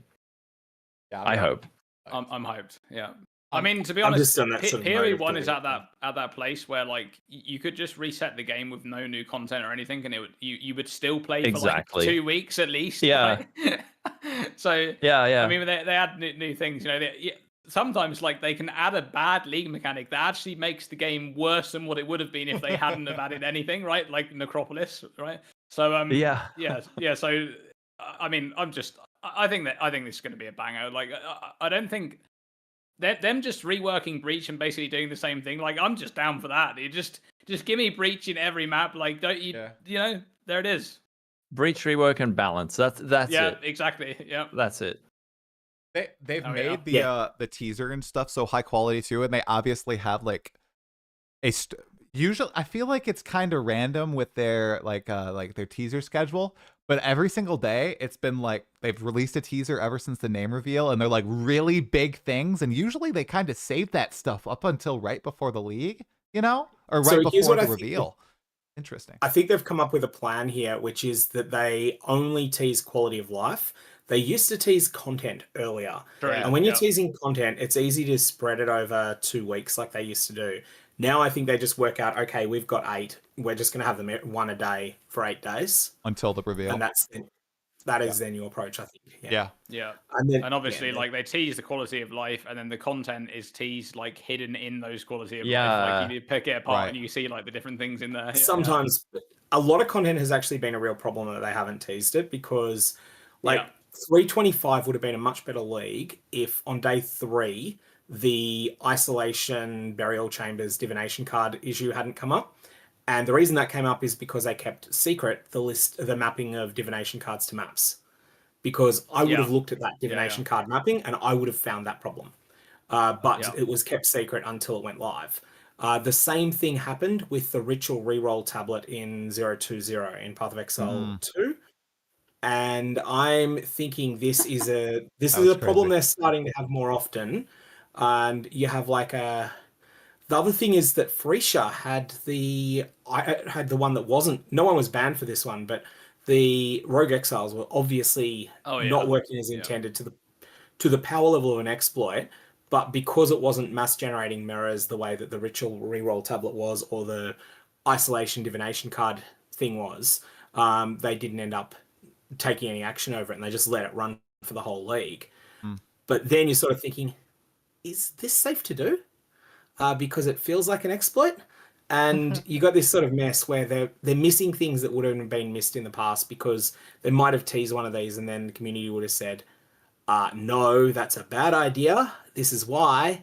And then they would have changed it. I feel like that might have been something they changed if it was an actual league. I think they really didn't want to upset the PoE1 players in like a event league that they put on just to like appease them after being like getting no content for months and months, right? But like that was the thing. I mean, that was the thing that killed Freesia for me. That was when I stopped logging in. Oh yeah, for sure. And it was really noticeable. A lot of people stopped logging in when it was clear, okay, do the broken thing or don't get loot. All right, you guys. Well, thank you so much for the pod. I'm probably going to stop the stream in a little bit. My kids have been screaming since 6 a.m., so 2 hours. So that's not good. Oh no, I'm a little too loud, I guess, but that's okay. Thank you guys. I appreciate you doing this, and maybe we'll do one for PoE1 if everybody's having like if I'm playing. Maybe we'll do one for PoE1. Yeah, we'll definitely. So. Like a weekend. I think we should do a mobile one anyway. Even if you bail. That's true. I could try just placement. I could just ask questions and just shut up. You can be like the moderator. Yeah. There you go. You guys can. And debate. we can convince you to play. There you go. Yep. We can have the 2 RF guys. Maybe the 3 RF guys. The what? Do you want to do it day 15? I cannot do day 21. I know I'm going to have something on my November 22nd, your November 21st. Yeah, we can chat about it and find a day that works. I'll send you guys. I have to check with my wife. I always have to check with my wife.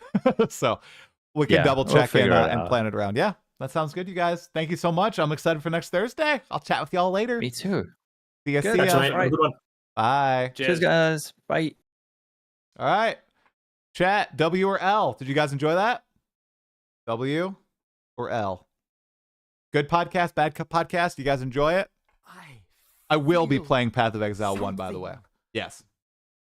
I feel pretty excited for it. Big thanks to Sirgog, Dreamcore, and Lolcohol for hopping on the pod. Remember, we are juiced. Not sponsored. Juiced by Mobalytics, okay? Path of Exile players aren't sponsored. They're juiced, okay? That was a fun one. W? Awesome, W. Great. Glad you guys all enjoyed it. Hell yeah. Call them all back. No, man, I gotta go with my fam in a little bit. I gotta go check out what my family's doing, guys. By the way, if you're on YouTube right now, go for it and like the video. I appreciate it, you guys. Always appreciate it. Here we players are the real family. Oh, Gardisto! Thank you so much for the sub, man. 20 months. Oh my god. I saw multiple 20 months. Gardisto, 20 months sub to the channel. That's so crazy. Halfway to nope, we're not going to make that joke. Harry, what's going on, dude? Thank you for the 20 months as well, man. And I think there was one other person who subbed during. I can't find it, though. Events. Okay. Somebody subbed during. It was pretty crazy. I don't know why my stuff is turned on. It's pretty interesting. Subbed during. Triggery. Thank you, Triggery. And Lapa, I think it's pronounced Lapa. Thanks for the raid with 44 viewers. And Snoo, man, thanks for 96 viewers. Thanks for the raid. We literally talked about your video during the pod, dude. You would be, for me, you've become the poster child of Path of Exile 2 bad performance. Even though it was a Giga Juiced map, you know. Massive W, watched 100%. Awesome. I was away for a few months. I have like a few months of try backlog to watch. Legendary Barry, where were you, man? Want a foil design. A foil design? What do you mean by foil design? Oh, I haven't done my foil design for Path of Exile 2. You just reminded me. I got to do that. Oh, yeah, and if you're on Twitch, make sure to follow the channel, you guys. If you want to see more of those pods. We have a good set of them coming up. We actually have the next podcast. Oh, that's really kind of you, man. That's kind of you. You should use them for yourself, dude. I've got one. And I don't even know what GGG's policy is with those. Yeah, we got at least, so obviously Thursday is the big reveal for Path of Exile 1. I think I'm going to stream that as long as I can end my workday a little bit early. I'll just start working earlier. And then on Tuesday, guys, you know, ancestors will remember your actions. Whoa. Misu Shiru. Thank you for the raid. Welcome in, everybody. We just finished up our Path of Exile 2, Path of Exile 1 podcast with Sirgog, Dreamcore, and Lolcohol. We had a great time. Talked all about 3.27. Talked about, you know, how Path of Exile 2 ended up. If we're excited, if we're not excited for the future. Most of us are pretty excited. Although we do have a few qualms. But overall, it was a win of a patch. Okay. Put on some Age of Mythology music just for a second here. Okay. Ended up, the league isn't over. Come on. Okay. You're right. You know, I use that very loaded language because all I can think of in my mind is drama and clickbait and polarization, right? I know it's not over. I'm still playing it. I played a little bit last night. Now I'm going to probably play some today if I could get like 30 minutes to play. I'm playing it, but a lot of people are ready for that Path of Exile 1 launch. So, should be pretty hype. I am going to play. It's going to be good. Anyway, I was going to say, you guys, we have another podcast on Tuesday. I haven't announced it yet. It's with someone you all know. Some of you love him. Some of you may not like him. Some of you may know him as a meme at this point. Me and Cal Tarak are going to talk about Path of Exile 2 on Tuesday. We may also talk about tourism in PoE 2 as well. Should be an interesting one. You guys want to tune into that one live? Tourists, log in, you guys. I'm gonna try to convince him to start the thing. I can't even do it. I can't do it. I can't channel it. But it's become a meme. You gotta embrace the meme. I mean, come on. He's all good. I can't wait. I know. Oh, it's gonna be fun.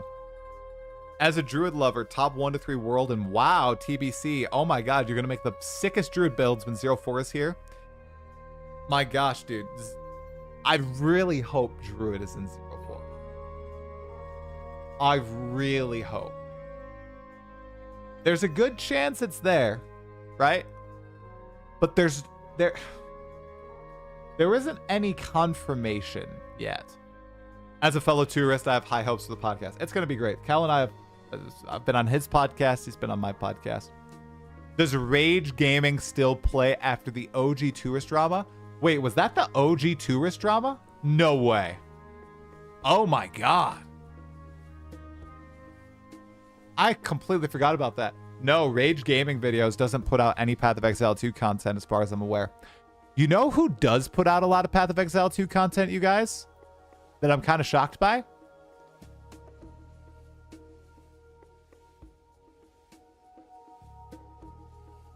It's not an RMT site, but I got recommended this channel. I haven't seen it in a long time. The Path of Exile Builds channel? Guys, this channel actually has so many subs and it gets so many views. Look at this. This channel, I believe they sell builds or like build guides for like $2.99 a month or something. It actually gets an insane number of views. I don't know if it changed and it's not like a bait channel anymore, but I got recommended their videos and I was like, oh my God, they're still around. That's pretty crazy, guys. Wow. All right, let's get chat up on here. Yeah, Lily Destroyed. Yeah, Rage Gaming did all the best farm videos where you buy vendor stuff and salvage it. Right, I remember that. I didn't see any of his videos around. Probably botted. It's an AI channel or new PoE 2 players. Yeah, if you're new, don't use that channel. I'm pretty sure it has quite a few bait things on it. You shouldn't have to pay money for builds. 100%. You know how perfect it is that my Patreon bot just came up and said something on chat, Lolcohol, when you say that? Don't pay money for builds, but if you want to support the Christian Woods content, go check out my revamped Patreon, guys. All my podcasts are going to be up on Patreon with 0 ads. That's my new thing. Plus, I'm doing like a newsletter thing on Patreon now too, to incentivize it a little bit more, so I can go full time. I need the consistent support. I figured I'd make a push for it and just give it a go. Imagine having to pay for a build. I know that there are some big YouTubers that do that entered Path of Exile 2. My dad was watching one of them. He didn't pay for any builds though. But he showed me this guy and he's like, hey, there's this guy. He's a really cool content creator. And I opened the video at my dad's house and he does his little intro, 15 seconds, and then says, oh yeah, and by the way, you can support, you gotta, to get the actual guide, you gotta go to Patreon and support for like $10 a month or something. And I'll look at your build personally if you donate like $200 or something. It was crazy. Crazy. I had a colleague who used to pay for full builds and leveling was like, the game is so easy. No way, Legendary Barry. That's gotta be no way. Like, they'd pay for all the items. They just buy a build outright. I know people do that in the game where they'll just buy like a mirror tier build or something. I had a colleague who used to pay for full builds and leveling was like, the game is... Oh, I just read that. But we all pay for builds with our watching time. True. True. We call that Eloning. Pretty good. Pretty good. Da, da, da. I just follow Lolcohol. That is kind of like paying for a bait build. Very nice. Dude, I get offered real money all the time for my build, for your items. I would never do that. I just don't understand. Why are you playing a game if you're paying real money for your items, guys? Okay. Yeah, people are saying they're getting RMT ads. I don't get RMT ads really at all. I saw when you Google stuff, you'll get posts that are RMT, but I almost never get them. Look at all this love for Lolcohol. Lolcohol, you're getting all the love, man. I hope it was worth it. You always get RMT ads in PoE. In PoE? What do you mean? Like in chat channels, Harry? I close all the chat channels. I don't have any chat open usually in PoE. Okay. Yeah, it is. I don't think I have. Unfortunately, I don't think I have the time to hop in and play any PoE, which is a little unfortunate. I kind of wanted to play some PoE. In general, in trade chat. Okay. Yeah, that's why I don't see them. I was talking about paid ads on YouTube and Google and stuff like that. By the way, I got to share you guys just really quick, because I have it like private, not privated, but behind like members only. I had a stream the other day where a viewer convinced me to get Megabonk. They donated $10, so I bought it. I have played it once, but it was pretty fun. It's the first Souls-like that I ever played. It was pretty addictive. It was enjoyable. I haven't played it since. Okay. Not Souls-like. Vampire Survivors-like. Souls-like. Megabonk. Haha. It was pretty interesting. I haven't played it anymore. I unlocked Clank, and I played a playthrough of Clank. And is he the... Yeah, I think he's the pistol guy. I played the pistol guy. It was fun. It was a good game. Souls-like, yeah. That was... Oops. Play it hard. It ruined 10 days of your life. Oh my gosh. I did not play it for that long. I played... What's my Steam time? What's my Steam time on Megabonk? Let's see. Steam's logging in. How long did I play? It was a good... I played 113 minutes. So just under 2 hours. Also, guys, I did it. Last night I did it for the first time. Does it show? It does. Look at this. Look at this. Steam achievement. What did I do? I cleared Tartarus, you guys. I beat the underworld boss in Hades 2. My first time. Night 23. Is that good? Is that good? You haven't done it yet? I won't say the name because some people still see that as a spoiler, but I beat the final boss 23 nights to beat them. I did it with I didn't even have I didn't use Death Defiance. Pretty good. I'm so glad. Took me a long time to do it though. Like I was shocked. I beat Hades 1 on night 7. I think that's when I beat Hades on the well, Hades is the final boss of Hades 1. Hades on the surface. Took him out night 7. And yeah, this one, it took a long time. 23 nights sounds fast. Hey, Sir Cam, what's going on, dude? Yeah, it felt like a long time to me because how long did I play Hades 2? 15 hours. 15 hours to down the end boss on one of the routes. That's pretty good, because what if I stop there?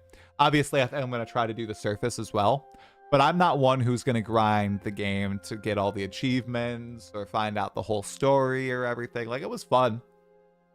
It was fun. It was interesting.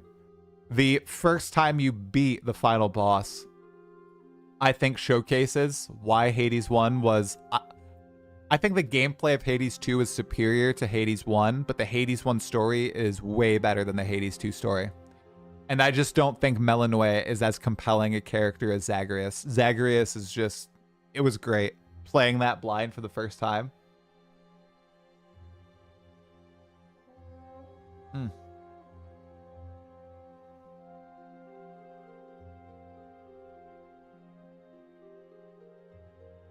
Let's see. Okay, I am getting...